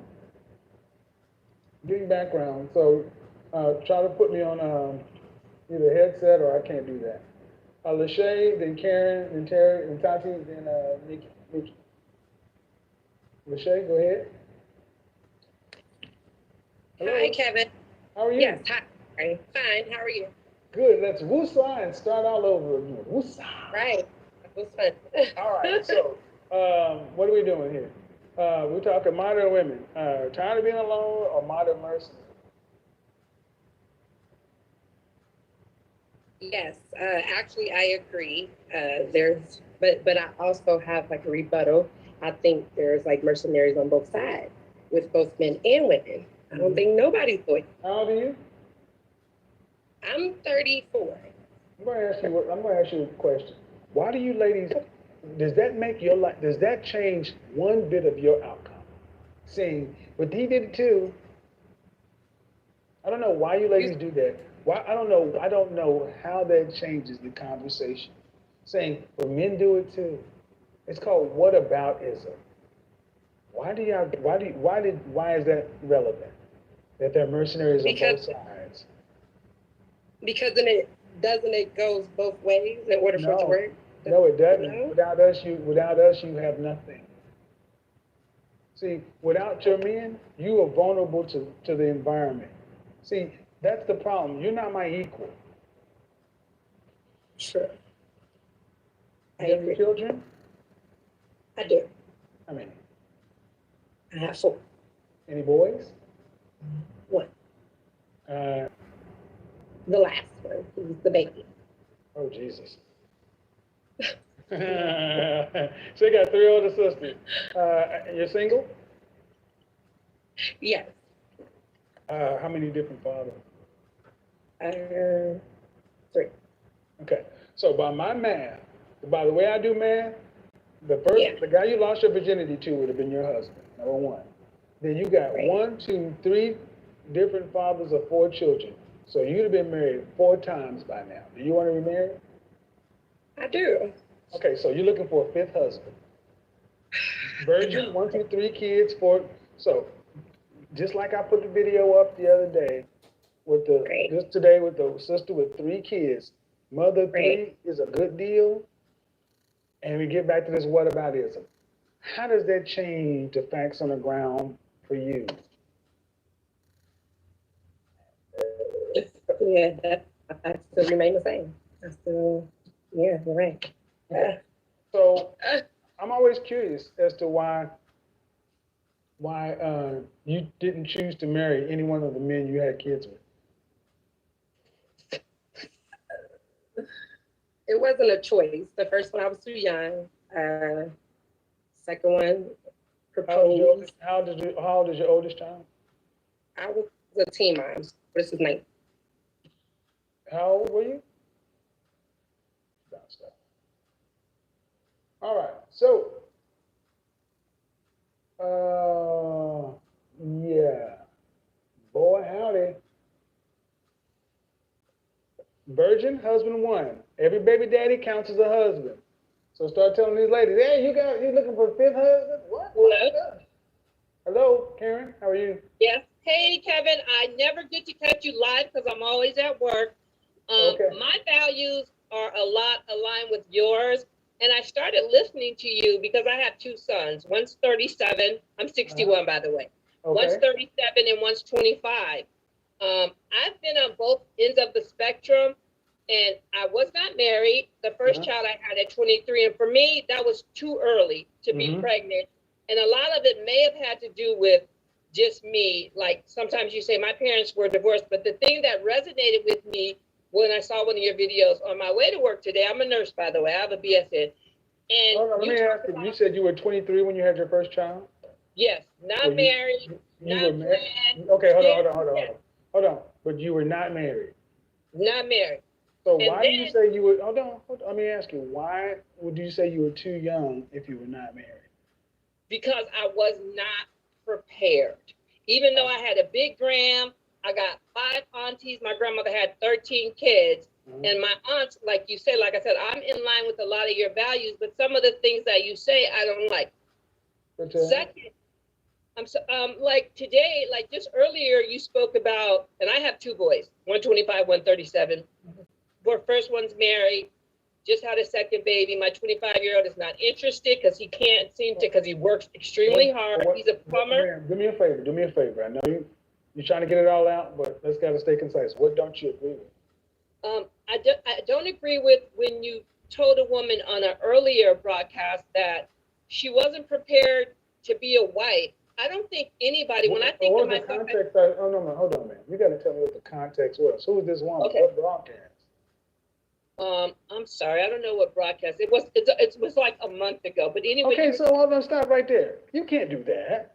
You can't come in and say, man, I don't agree with you, sir. Something you said about a month ago with no context. Okay, you're right. You're totally right. But I just want to say this.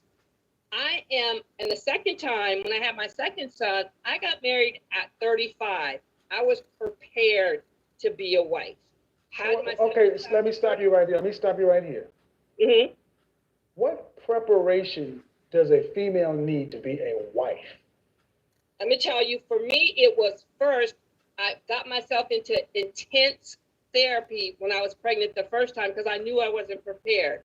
No, let me stop you. I'm going to clean slate you. I'm going to snap my fingers and go 1,000 years ago.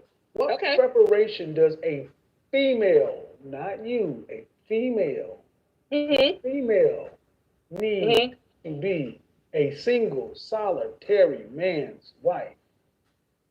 They need to, first of all, they need to realize that they do want to. Do you want to get married? Yes, I want to get married. Then you get the information. There's a lot of information for these young. No, there's not a lot of information, man. No. Kevin. No, don't Kevin me. No, that's not what we do. Okay. Prior to 1945, prior to 1940s, there was no such thing as dating. True. My grandfather made. If dating didn't exist, why didn't the previous thousands and thousands of years of generations of human beings need to get all this damn coursework done before they got married? You haven't said what a female needs to be. I'm getting ready to tell you. You need to tell me. No. I need you to tell me now. What does she need other than knowing she wants to be married? What else? She needs to learn how to be intuitive to her man, and she needs to know how to cook, know how to clean, know how to listen, and like you said earlier, rub the feet, write the letter. Okay, and stop right there. Stop right there. No, you can't overtalk me. Okay, I'm sorry. Everything you said, you can learn that by age of 16. Kevin, in this day and age, I don't give a shit about this day and age. No, that's one of the problems we have right now. I don't care if you agree with me, but you talk about listening, you're not listening. Don't justify what you did because you weren't ready, because you got to be. Ladies, stop letting these old women tell you that y'all need to go get all this damn work and preparation to be married. Anything you're going to learn to be married, you need to learn it from your husband. There's some basic training you need. Are you feminine, beautiful, inspirational, fit, feminine, friendly, cooperative, submissive? Do you have a willing spirit and agreeable nature? Are you willing to respectfully cooperate, meaning submit? Then after that, cleaning, cooking, that's some basic shit, basic stuff. Women should come with the basic skills. And you got these old women telling you guys that you need a fucking NASA computer engineering degree to be married because they fucked up. Wrong. It ain't that complicated. Human beings have never been this complicated. And I get tired of hearing black women babble on about all this preparation. When your preparation, you need to learn how to listen. That's the preparation you needed, to learn how to close your mouth and open your ears.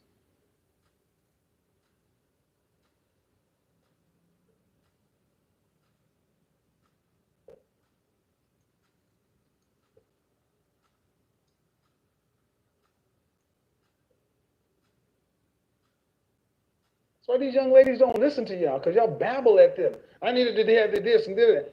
I want you to go back to the conversation I had with the 50-year-old woman. The reason a lot of these women don't get it is because women in my generation were too busy trying to live their own damn life, having babies and not teaching the next ones. And then wait until in their 30s and 40s to finally get a fucking clue.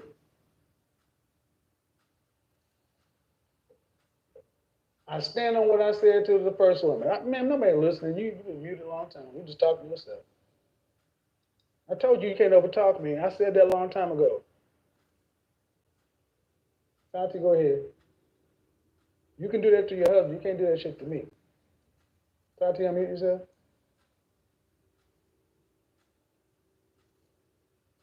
Mickey, or Tati's trying to figure it out.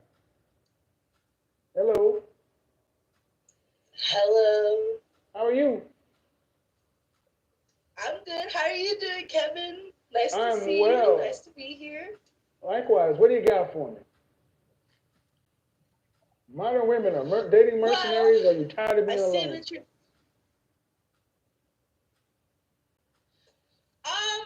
Well, you said the word you used is mercenary,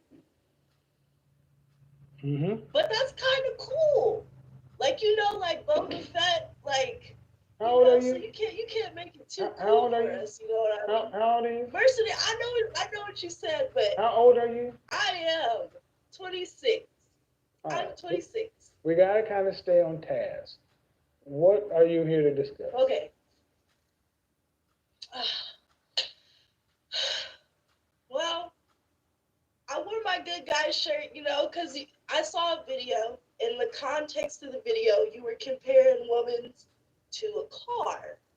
So I wore my good guy shirt, but I guess, I don't know. My question for you, it really is, because a lot of women you say aren't fit to be married, right?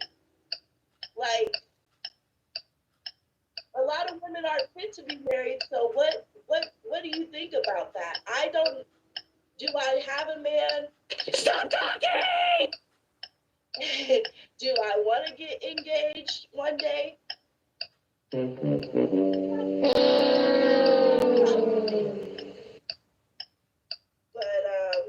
is that going to happen? I'm not sure. Danger zone! Ooh, Lord have mercy. Tati, you got to unmute yourself. I've asked you that several times. Can you hear me now? Oh, okay. There you go. Hi. How are you? I'm good. How are you? I'm good. What do you got for me? I just started watching your show. First off, how old are you? I'm 23. Kind of young for this. You're kind of young for this. So, do you have a question? I just wanted to know, is it too early to start getting married now, or should I? No. Because right now, I'm just focused on my career, as being a nurse, but I wanted to know. Well, it's a job. It's not a career. It's a job. It's a job. And she planned on being the director of nursing. It's a job. But I'm also No. It's a job. 80% of people have jobs. You have a job. Stop calling it a career. One of the first things we need to stop doing is aggrandizing and speaking in such grandiose terms. I meet more people who call themselves CEOs, and they only got one employee, and it's them, and they've been in business for 3 years. You're not a goddamn CEO. Man, it's a job. Okay, it's a job. So, do non-black nurses have husbands? Yes. Do non-black women start getting married at age 23? Yes. Then what's the question? It's nothing really. I just enjoy watching your show, and I appreciate it, but I'm trying to get to the see. It's not a job. It's not a career. It's a job. And 23 in our community, people will tell you you're a baby. Nope, you're marrying age, provided you know what being married is and you are a wife. That's more what I think you should be worrying about. Marriage is not just a ceremony. What do you do for a man? A marriage is a job, and it's the most important job you'll have, not a nurse. And it comes with a job description and a list of things you're supposed to do from day one. So I'm gonna get back to the next person because you're a little bit young. Thank you for watching. Peace out. And I say that to everybody, folks, that I meet more people who are like, I'm the CEO of Boss Dude Enterprises. No, you got a job. All right, you back? Your phone dropped? Yes, it's storming my way. So sorry. All right, so it's storming like Norman. So you have 3 children. Yes. No. And four children from 3 different guys. And I asked you, why didn't you choose to marry any of the children's father? You said the first child, you were young. How old were you when you had your first child? 15. All right. How old were you when you had your last child? 31. How old is your youngest? 2. Why didn't you? How long were you with the 2-year-old's father? It's not gonna make sense. Yeah, it's not gonna make sense. How long were you with the 2-year-old's father? 2 years. Why didn't you marry him?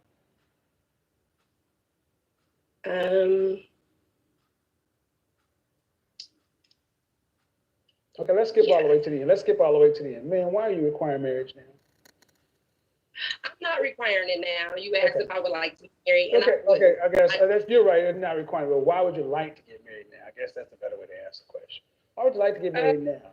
Because to be fair, you've had 4 kids, and you're 30 what again? 35? 34?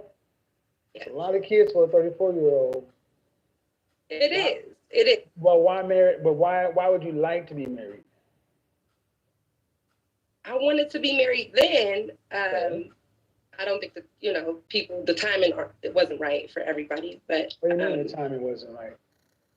So the man who proposed to me, he was a Army vet, and he suffers from PTSD, and he proposed, but then he also retreated. So I would have been married. Is he one of the fathers of your children? Yes, he's the father of one of my daughters. Stop. So the timing was right for babies.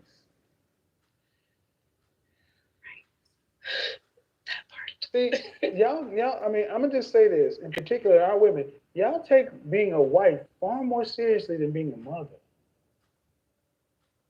Yeah. And it's not just you. Y'all will sit around and have, you're like probably the 20th woman I've talked to with 4 children who will tell me that getting married is like a serious thing. But being a mama ain't? Definitely is. Yeah, definitely. All right, so if you had your first child at 15, I'm just asking a question from the fella's standpoint. From 15, did you go to college? Yes. Did you graduate? Yes. Bachelor's, master's, associate's, PhD, what? Associate. In what? Medical assistant. Medical assistant? Yes. All right. So is that what you still do right now? I'm a phlebotomist now. All right. So you're middle class. Yes. All right. So as a middle class woman, it's fair to say that you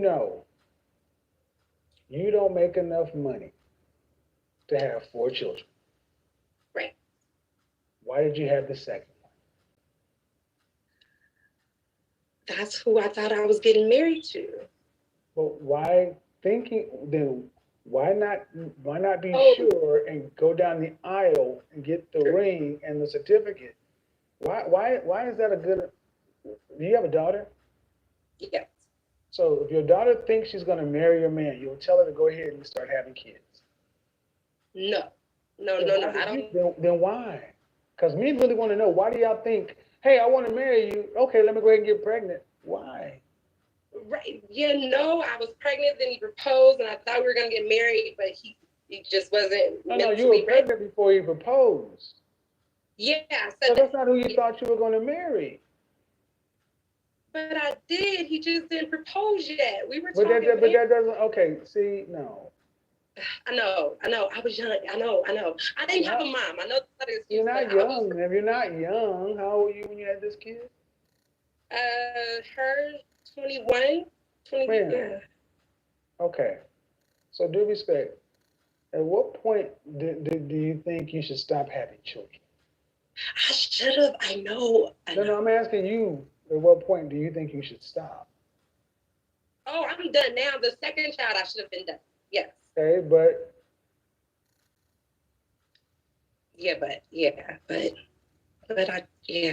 So if you don't get married, yeah.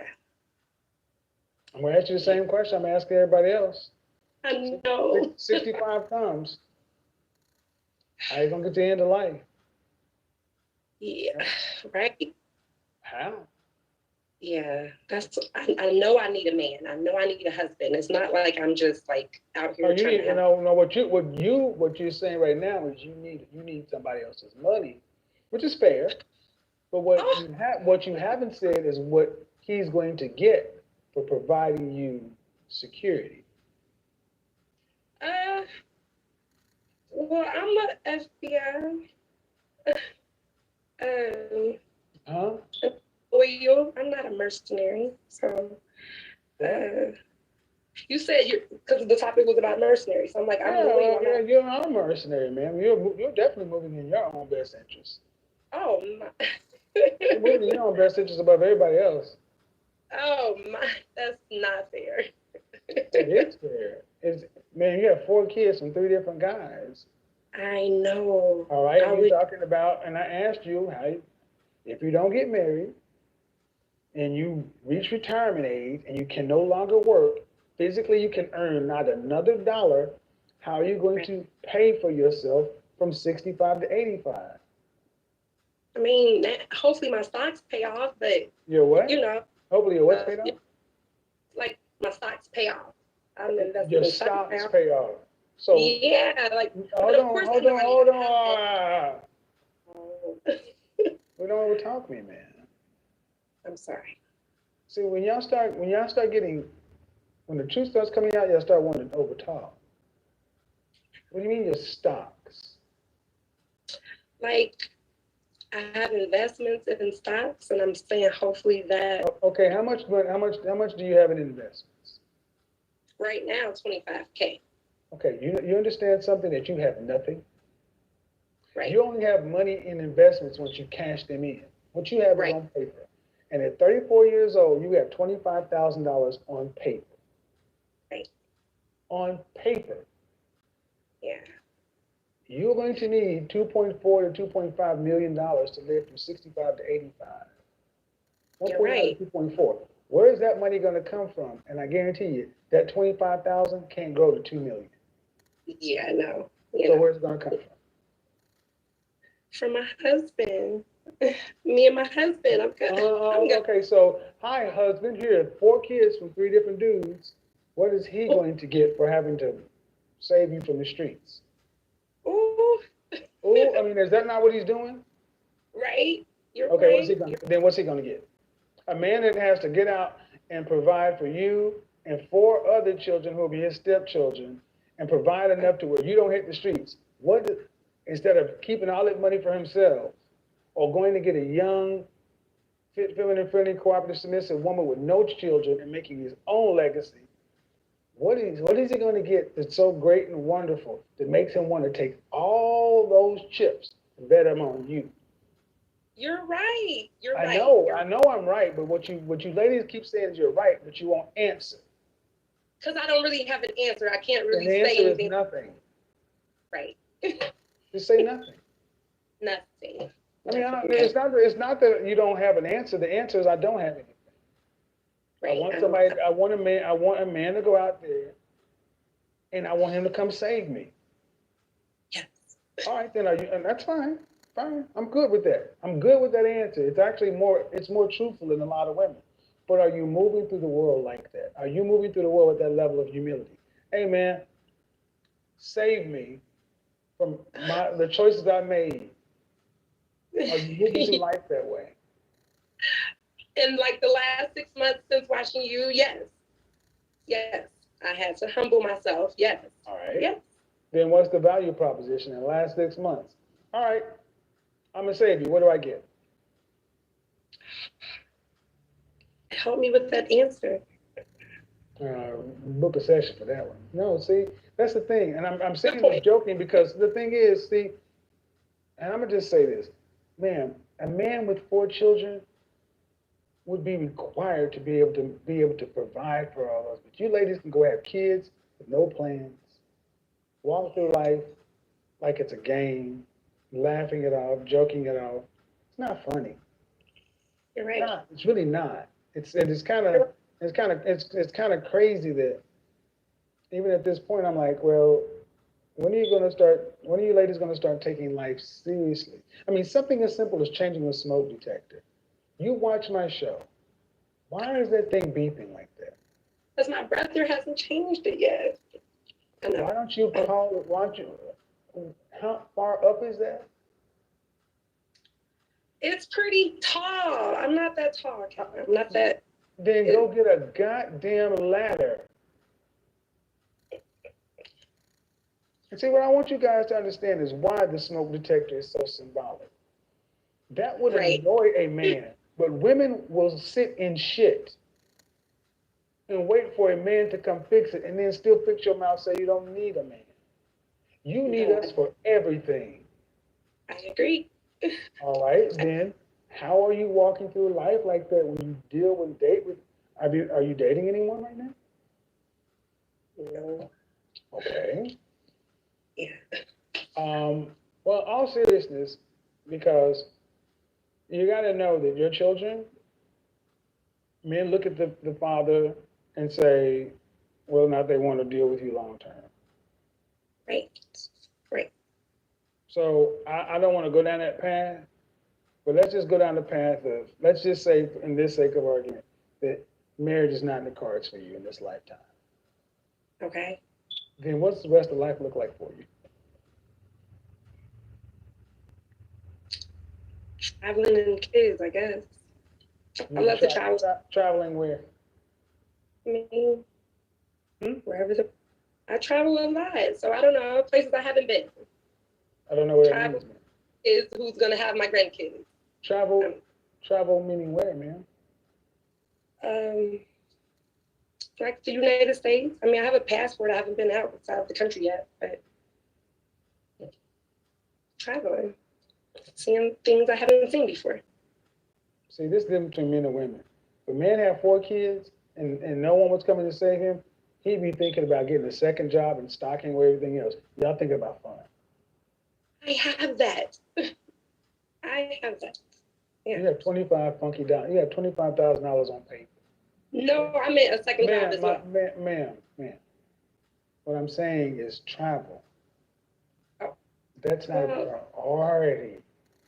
It's not. You asked me what would I be doing at that age. I said, yeah, I know. I said if marriage is not in the cards for you, what does the remainder of life look like? You said traveling my kids.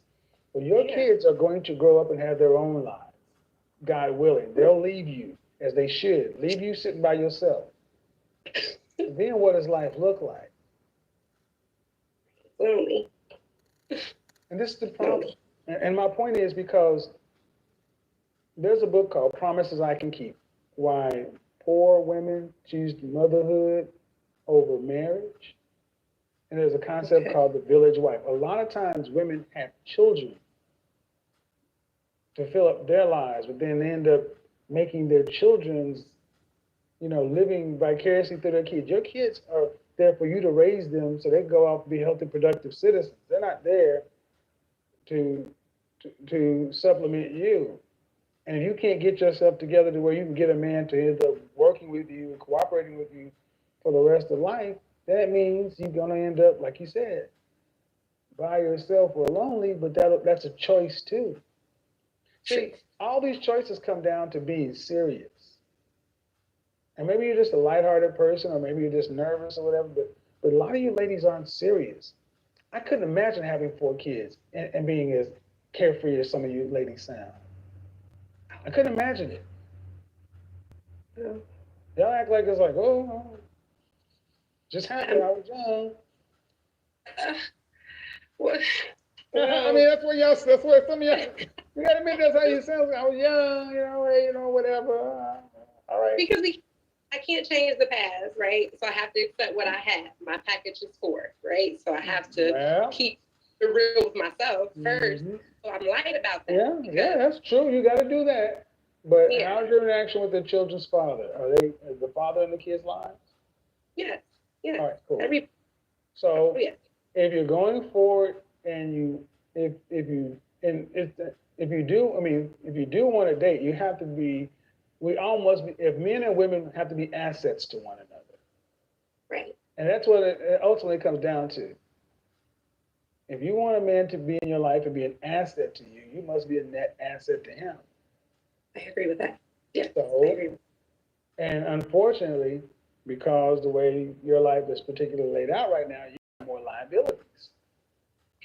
See, in many countries, women like you wouldn't even be, women who have children are not even available for marriage. They're just shut out of the marriage market. In this country, it's not necessarily so. But then you still got to make yourself, you got to make yourself appealing. True. Yeah.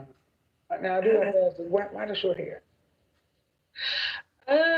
So the stress point is here. Ah, okay. Okay.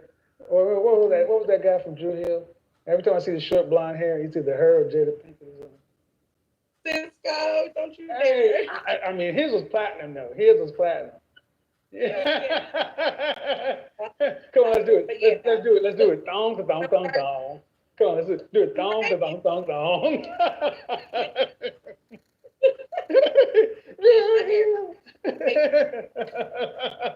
All right, chick, I'm gonna talk here too. Bye. Dong, dong, dong, dong. She was a good sport. She was good. She was a good sport. Dong, dong, dong, dong. See, I think a lot of things in life, it comes down to with women. If you're willing to be honest about what's going on and serious, then there's other. All right, ma'am, you're just peeking out of the corner. What are you doing? Oh, Hello? sorry. Hello. Hi, how are you? Good, and you? Yeah, how old are you? 26. Okay, you need to get all the way on camera because you're kind of off. Okay. All right, so what are we discussing here?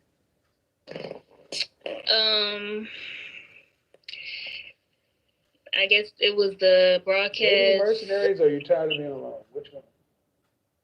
I'm just tired of being alone. Okay.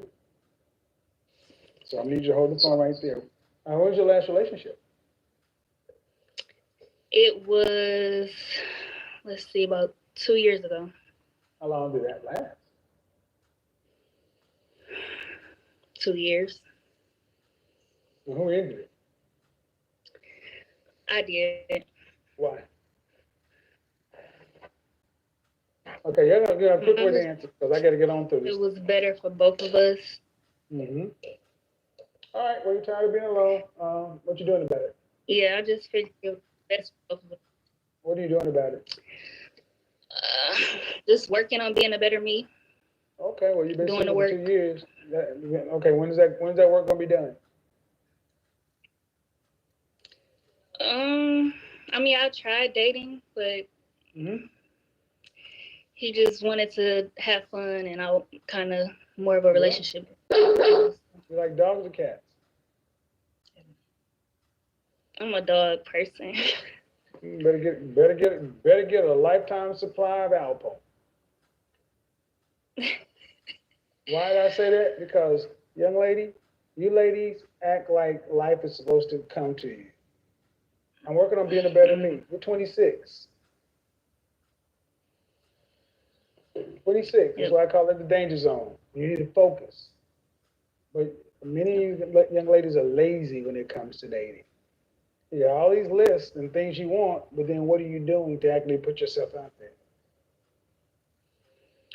Well, I was listening on how you was talking about going out and just, going out solo, no friends, and just kind of.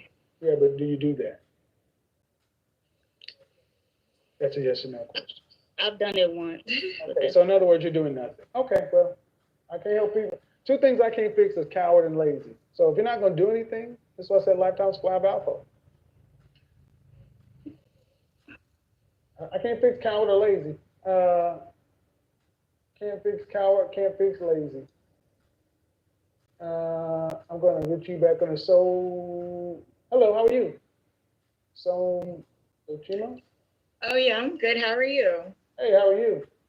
I'm doing well, thank you. And yourself? I'm good. How old are you? I'm 26. Good. So, what are we talking about? Talking about tired of being alone? Or are we talking about modern mercenaries?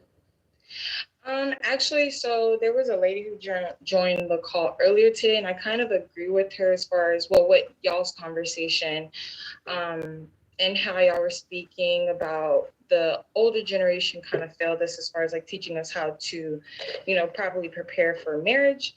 So I'm kind of here to like say like, I'm learning as well and kind of trying to navigate as well. Well, I don't think she really agreed much with me. I said that. I mean, she came in saying, well, younger women need to be married. And I was like, well, okay, cool, I hear you. But then I asked her about having any daughters. She said she had 4 stepdaughters, 25 to 29, who all were single.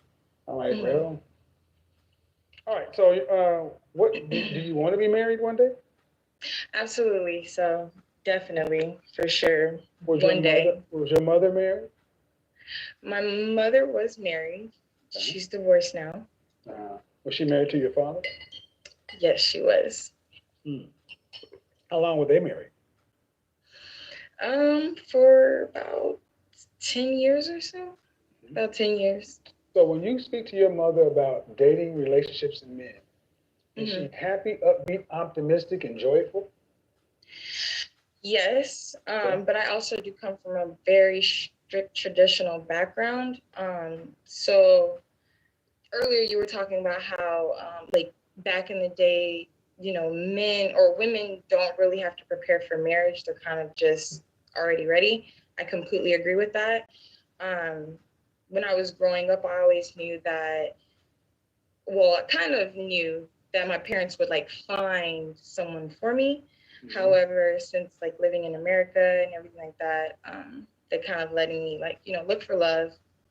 And yeah. Okay, so is your mother, she's been divorced from your father for how long? Ooh, it's been about, like 20 something years now.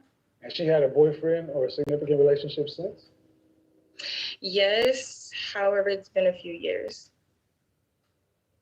How long was their relationship? Not that long at all. Okay, so in the last 20 years, she hasn't had any real relationships. Yeah, that's true. I think she focused more on me and my siblings. So when I ask if your mom is happy, upbeat, joyful, and optimistic when she talks to you about relationships, if she divorced your father, and she hasn't had a man, correct. She can say one thing, but what are you seeing? I think she's focused on herself, honestly. It's a mercenary.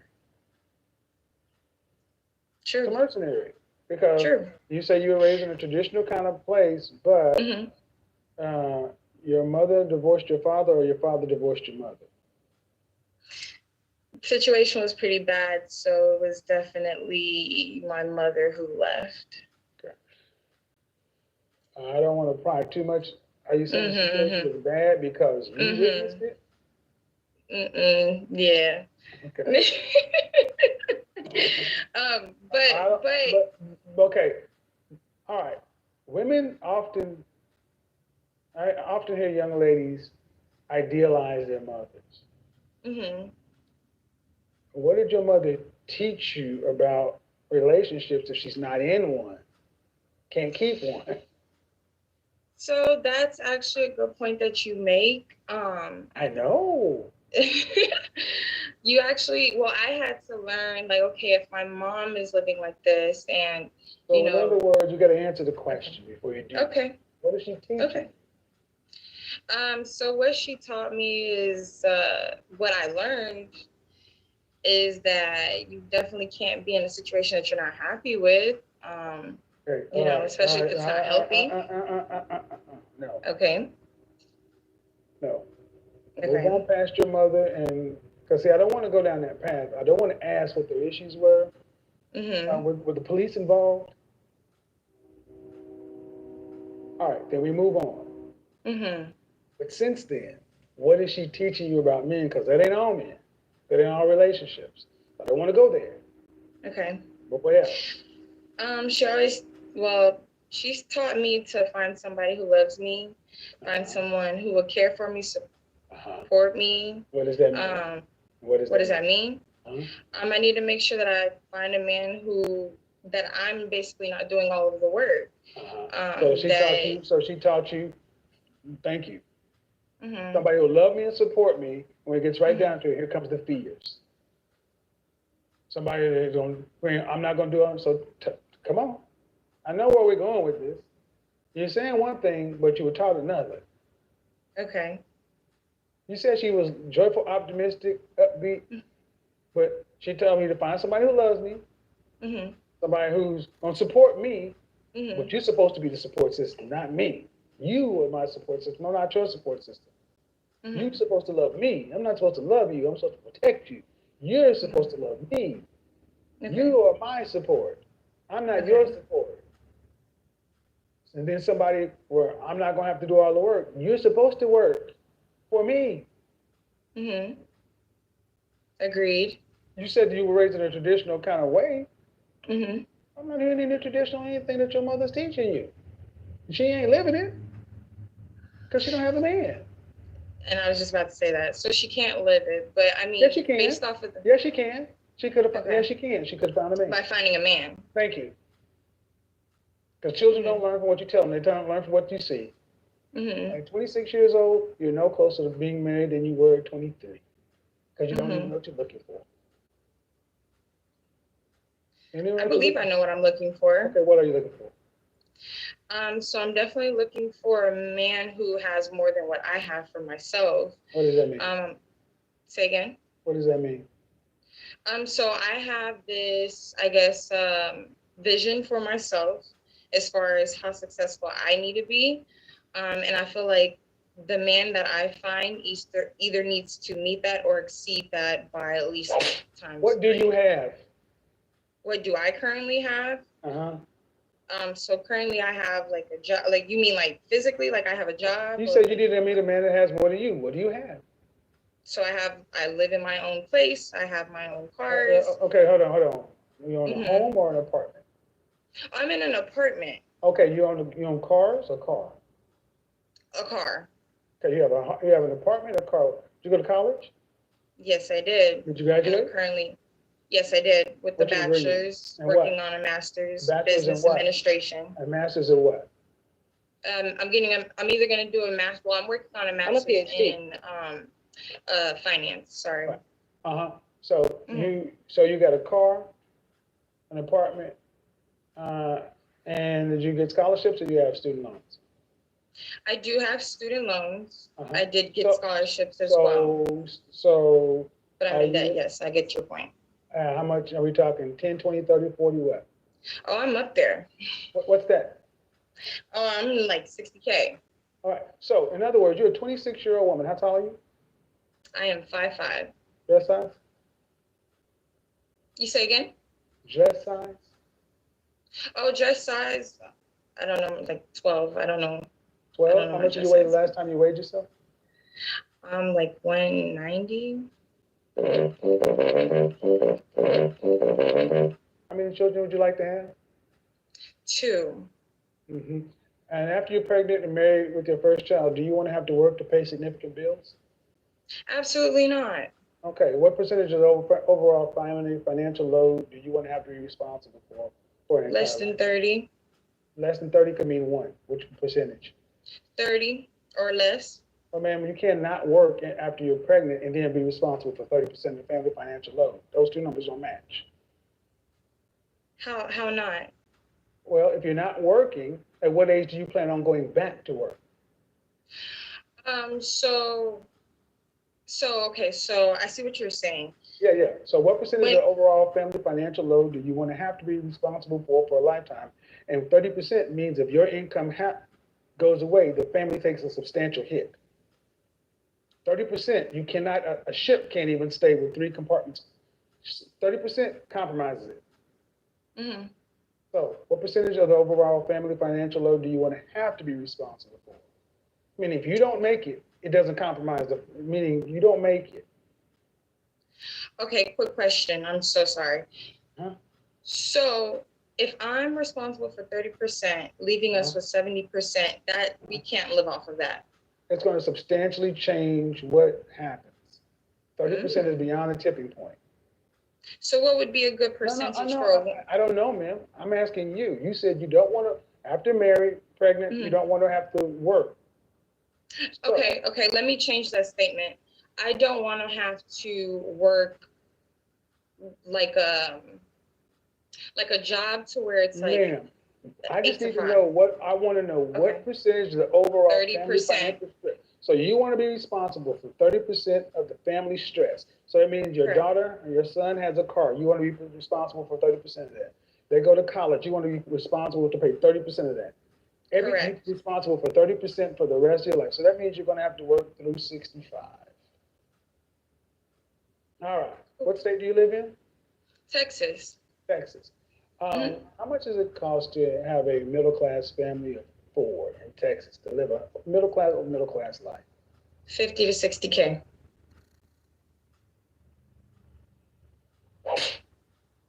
What the French toast did you just say? To have a family of 4. A family of 4. 120K. A family of 2 children and 2 adults, to where the kids can have cars and go to college. $120,000. $120,000 in Texas. I lived in Texas for 12 years. That ain't gonna cut it. That's not gonna cut it. That's not gonna cut it. But let's just say, how much do you think you'll make at the top of your career? About 120, 30K. So 120 or 30K. So that's 30%. So your man needs to make 70. So let's just use your math then, shall we? So 130,000 times 0.17. So your man needs to make 221,000. If you're responsible for 30%. My goal was actually 360,000 for my husband.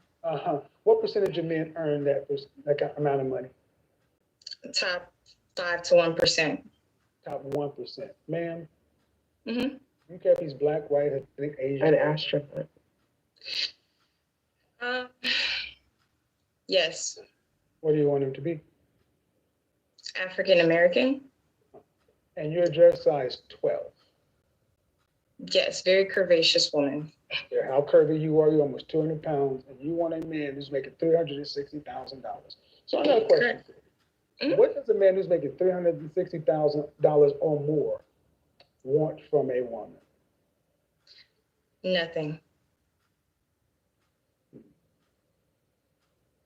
They don't need anything from us. Modern mercenaries, everybody. You can't make this shit up. They don't need anything for us. You can't make this shit up. You can't make this shit. You cannot make this shit up. What does a man who's making that kind of money or more want from a woman? I mean, I guess at that point it would just be, what does he want from a woman? He would just want a family at that point. A woman that's going to be there. Hold on, ma'am. Hold on. See how clear you had for the man and how much money he needs to make and all this other shit? When I ask you one simple thing, what is the kind of man that you want from a woman? You can't answer that simple question. Just kids, huh? Ma'am, all he needs is a working womb to do that. So what does he want?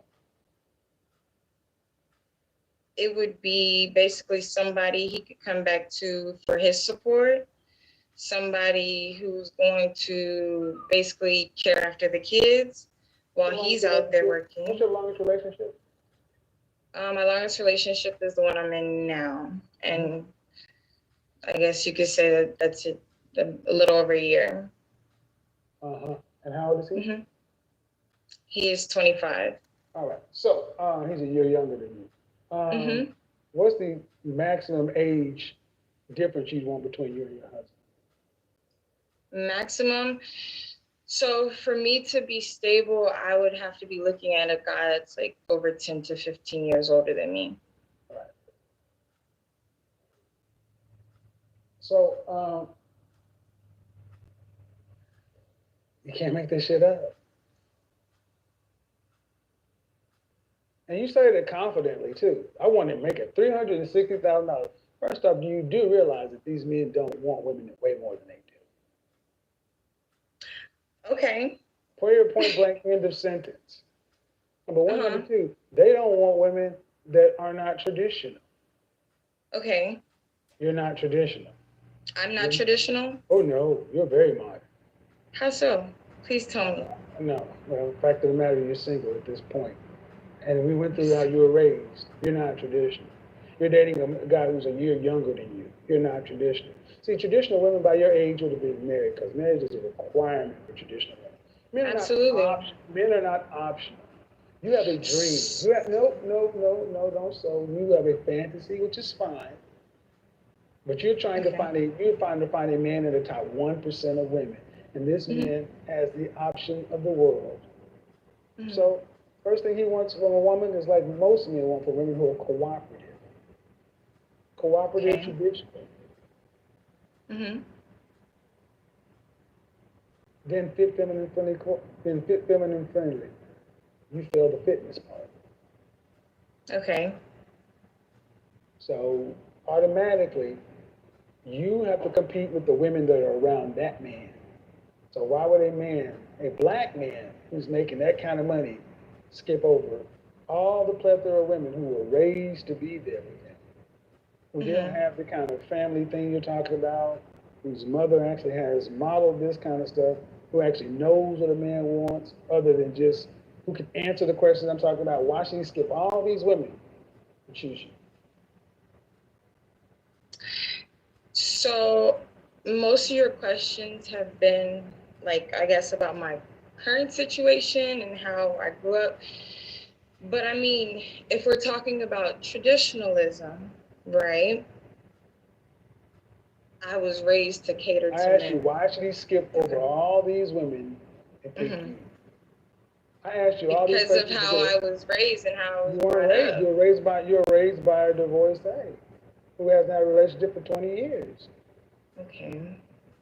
I have a strong family of women who are married around me, who have taught me. You got a cookbook? I don't need a cookbook. Oh yeah, you do need a cookbook. See, right there, folks, right there. You heard the voice. You heard it. Like I said, all you have to do is trigger these modern women and it'll come out. You heard the tone.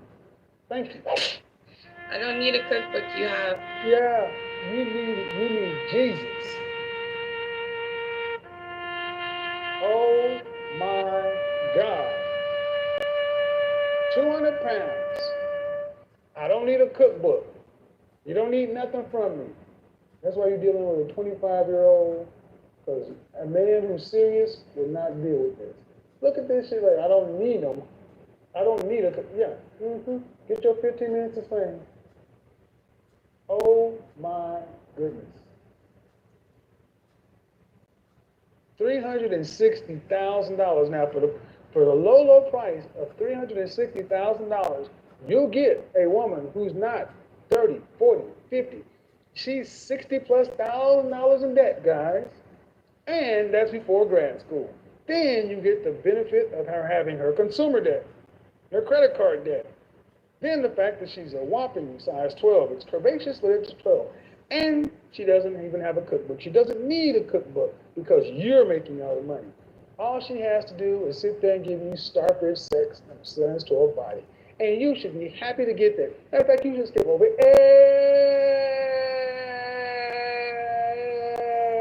every woman that's already been raised to be fit, feminine, friendly, cooperative, submissive, to kind of work and create and support your man. You should skip over all of them to go to get to her. Right. Buy a dog. Buy a dog. Oh my God. Hello. You muted yourself. Yeah, I did. How are you? I'm great. Just enjoying your show. Yeah. How old are you, by the way? I'm 28. 28. You got any brothers who wants you got any brothers making $300,000? Uh, Get, right now, you know any not men that are making single. $350,000 or more? Not that are single. Okay, well, if you know any Definitely. guys making $300,000 to $400,000, I got a winner down here in Texas for you.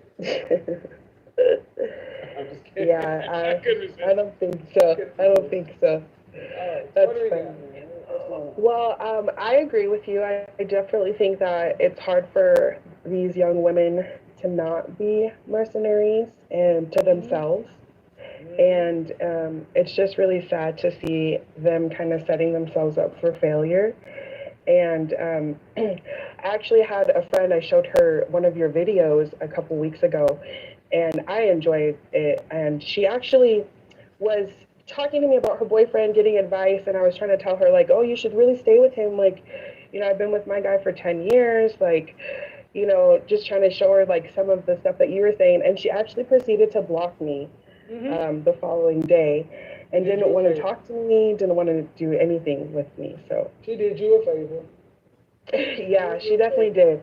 She definitely did. Because women like that don't want constructive criticism, correction. They just want to be right. And inevitably, she's probably going to stab you in the back somewhere anyway, because most of you dislike me. Can't tell you why, other than the fact that I don't like his tone. Okay. You'll be better off as it ends up. But I did want to get you to pop in because we were trying to get you in, but I'm getting towards the end of the show. Yeah, I kind of knew that. Keep watching. See you. Join me in later. Bye. I will, for sure. Have a good night. All right. Ladies, understand something. You want to lose friends? Tell them you watch this show. Who is this person sitting in the dark? Yeah. I don't do that. Yeah. Oh, baby. $360,000. Now, why is that such an issue? Because I want you guys to understand that that's the essence of a mercenary. Mercenaries worry about what they want, what's in it for them. Basic skill. The average mercenary has skills, but are they skilled so much above somebody who's fighting for your nation, for your army? Not necessarily. Guys, I will say this, ladies and gentlemen. But gentlemen, you better get really good at asking qualifying questions and getting to the root of who people are. Because I've heard these women being called chameleons, a lot of other stuff. A lot of women today are watching these channels, femininity influencers, and becoming really adept at saying or believe they're saying the right thing. But all you have to do is ask a question 3 layers deep, and most of it will start to fall away. I said it again, I said it then, I'll say it again. That young lady was not traditional. She may have been raised by a bunch of different women and stuff. You ain't marrying none of them. You're marrying what's in that mindset. And that mindset said he wants nothing from me except me to have some babies. Okay. Have some babies, and then what? Who's gonna cook for them babies? Where's the recipe? I don't need a recipe book. I got the internet. I got whatever. I'm like, it's not a matter of the recipe book. It's a matter of the mindset.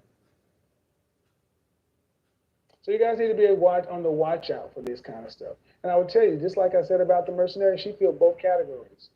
The out for self, and then the older woman with the younger man. Remember the 2 components? All of it in one nice little 26-year-old package. When somebody shows you who they are, gentlemen, believe it. And that means that doesn't make her a bad person. It doesn't mean that she's, a horrible person. It's just the West has contorted things to where women today who may be softer spoken or may not be overly aggressive or ratchet or whatever, consider themselves to be traditional. I cannot tell you how many young black women I met in the last 3 months who will tell you to your face they are traditional women. And I'm like, no, you're a nice, modern woman. Traditional women know their role. They desire their role. They relish their role. They want to be married and are only dealing with men who are marriage minded because they know something is amiss if they're not in a relationship with a man, a significant relationship, and husband. There's no question about this. It's not some I'm going to go to college to get my master's or something and so forth. No, no, no, no, no. That's why every time some woman came in my career, my this, my that, all right, modern mindset. And here's the thing, modern women do not work well or fit well with traditional men. Modern women do not fit well with high value men. They don't. They don't. High value men want traditional women. So it's better to have none than to get one because you just want somebody to kick it with. That's why so many guys are starting to step back and say, you know what? I'd rather just not deal with you at all. And this is when it'll really start, gentlemen. When you say no to a woman who may be attractive, cute, whatever, and you know she's not for you, understand. Very few women know how to deal with rejection. You better be prepared to become gay, this, that, so on and so forth, or they're going to step it up. Then they'll start trying to bring you in. Hey, come over to the house, let's Netflix and chill, so on and so forth. Stay on your square, gentlemen, because if you start down the path of dealing with a modern woman, a modern mercenary, when you're on your purpose, on your square, going down your path, she will divert your attention to her. You cannot divert your attention to anything except you and your purpose. And women who understand what's best for us all are okay with that. They want it that way. Like I said in the monologue, you couldn't make the second to the last call any better. And all the elements in the monologue were right there. A woman like that would end up making her the center of the world. You would have to go out and do everything to lay it down at her feet because what? She had a baby?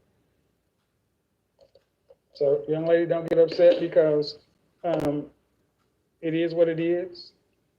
I'm going to tell you straight up that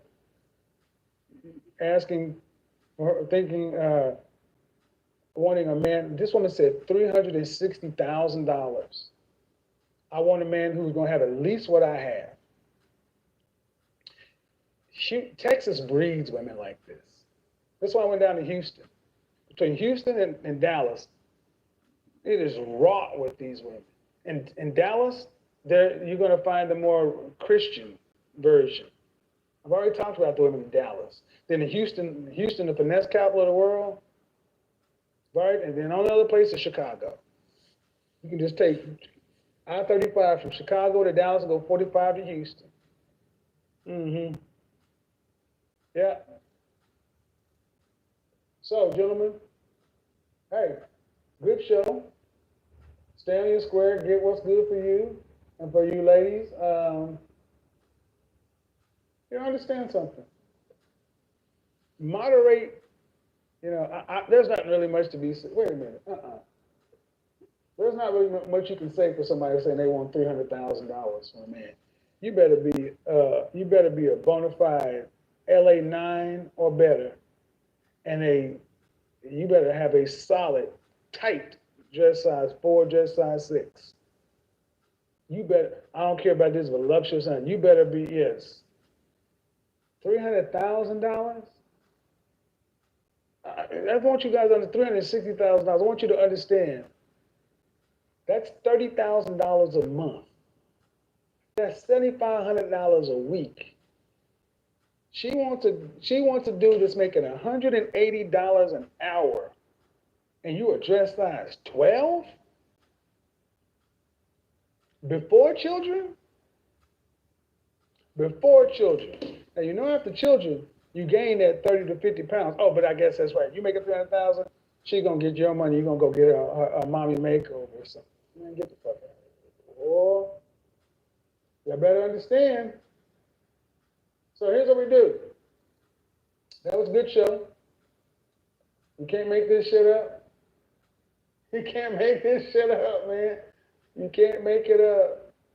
You can't make it up. You cannot make this shit up. I swear to God, you cannot make it up. So I need you ladies to understand that this is what men are dealing with. This is what so many men are dealing with. They're like, oh, damn. Can I at least get some, can I get a sandwich or something? I don't need no cookbook. Do what for you? This is why I love the women that come over here who are really trying to get a better outcome. Understand one thing. Women who actually prioritize trying to please a man, you need to have the pick me spirit. The women who prioritize pleasing a man is top of mind, a man is an actual priority. Those are the women that win effortlessly. The women who try to manipulate or rejigger the situation to where they are in the beneficiary position in a relationship are women who spend the majority of their time trying to play games. And there's always a winner and loser in these situations. This is why I say it's better to not deal with mercenaries. Better to not deal with mercenaries. If this country ever decided to do what Amsterdam did and legalize certain things, it would stop a lot of this mercenary behavior. Let me go through this chat room and let me answer some questions real quick. I got a little bit of time. Gotta stay on your purpose. Who is this? Please save the cookbook comment, Kevin. Yeah. Oh, yeah. Somebody, just like I'm a PhD, somebody want to go into the archive, into the video, and clip the "I don't need a cookbook" comment. Ma'am, you are now part of the show. I don't need a cookbook. I'm a PhD. I'm a PhD. I don't need a cookbook. I told you. I'll make you famous. I don't need a cookbook. Who gonna cook for your kids? Not me. Not me. And I even let her slide on this. Not the banging. The banging. Oh, oh, oh, oh. Oh, no, not the banging. The banging. Oh, oh, oh, oh. Oh, no. I'll even let her slide on the bang. I let her slide on the bang. Remember that movie, The Fifth Dimension? The Fifth Element? Coming. When Chris Tucker was, what was that character he played in The Fifth Element? Coming. And he had that little blonde thing sticking out his head. What was Chris Tucker in The Fifth Element? Coming.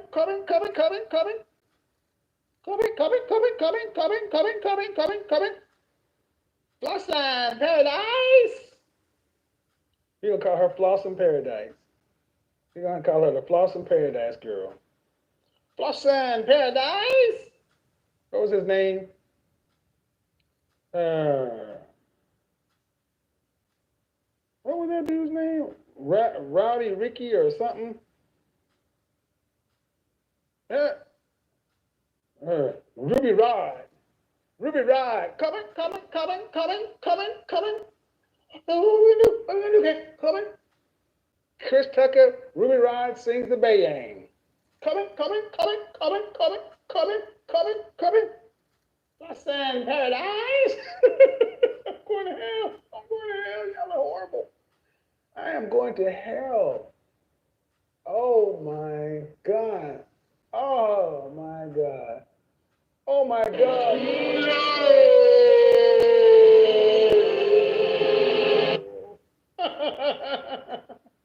Coming.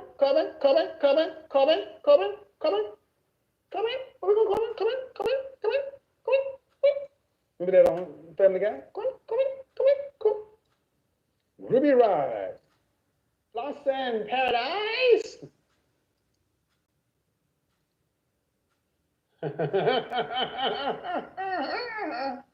What's going on, my man? What's going on, my man? Don't move.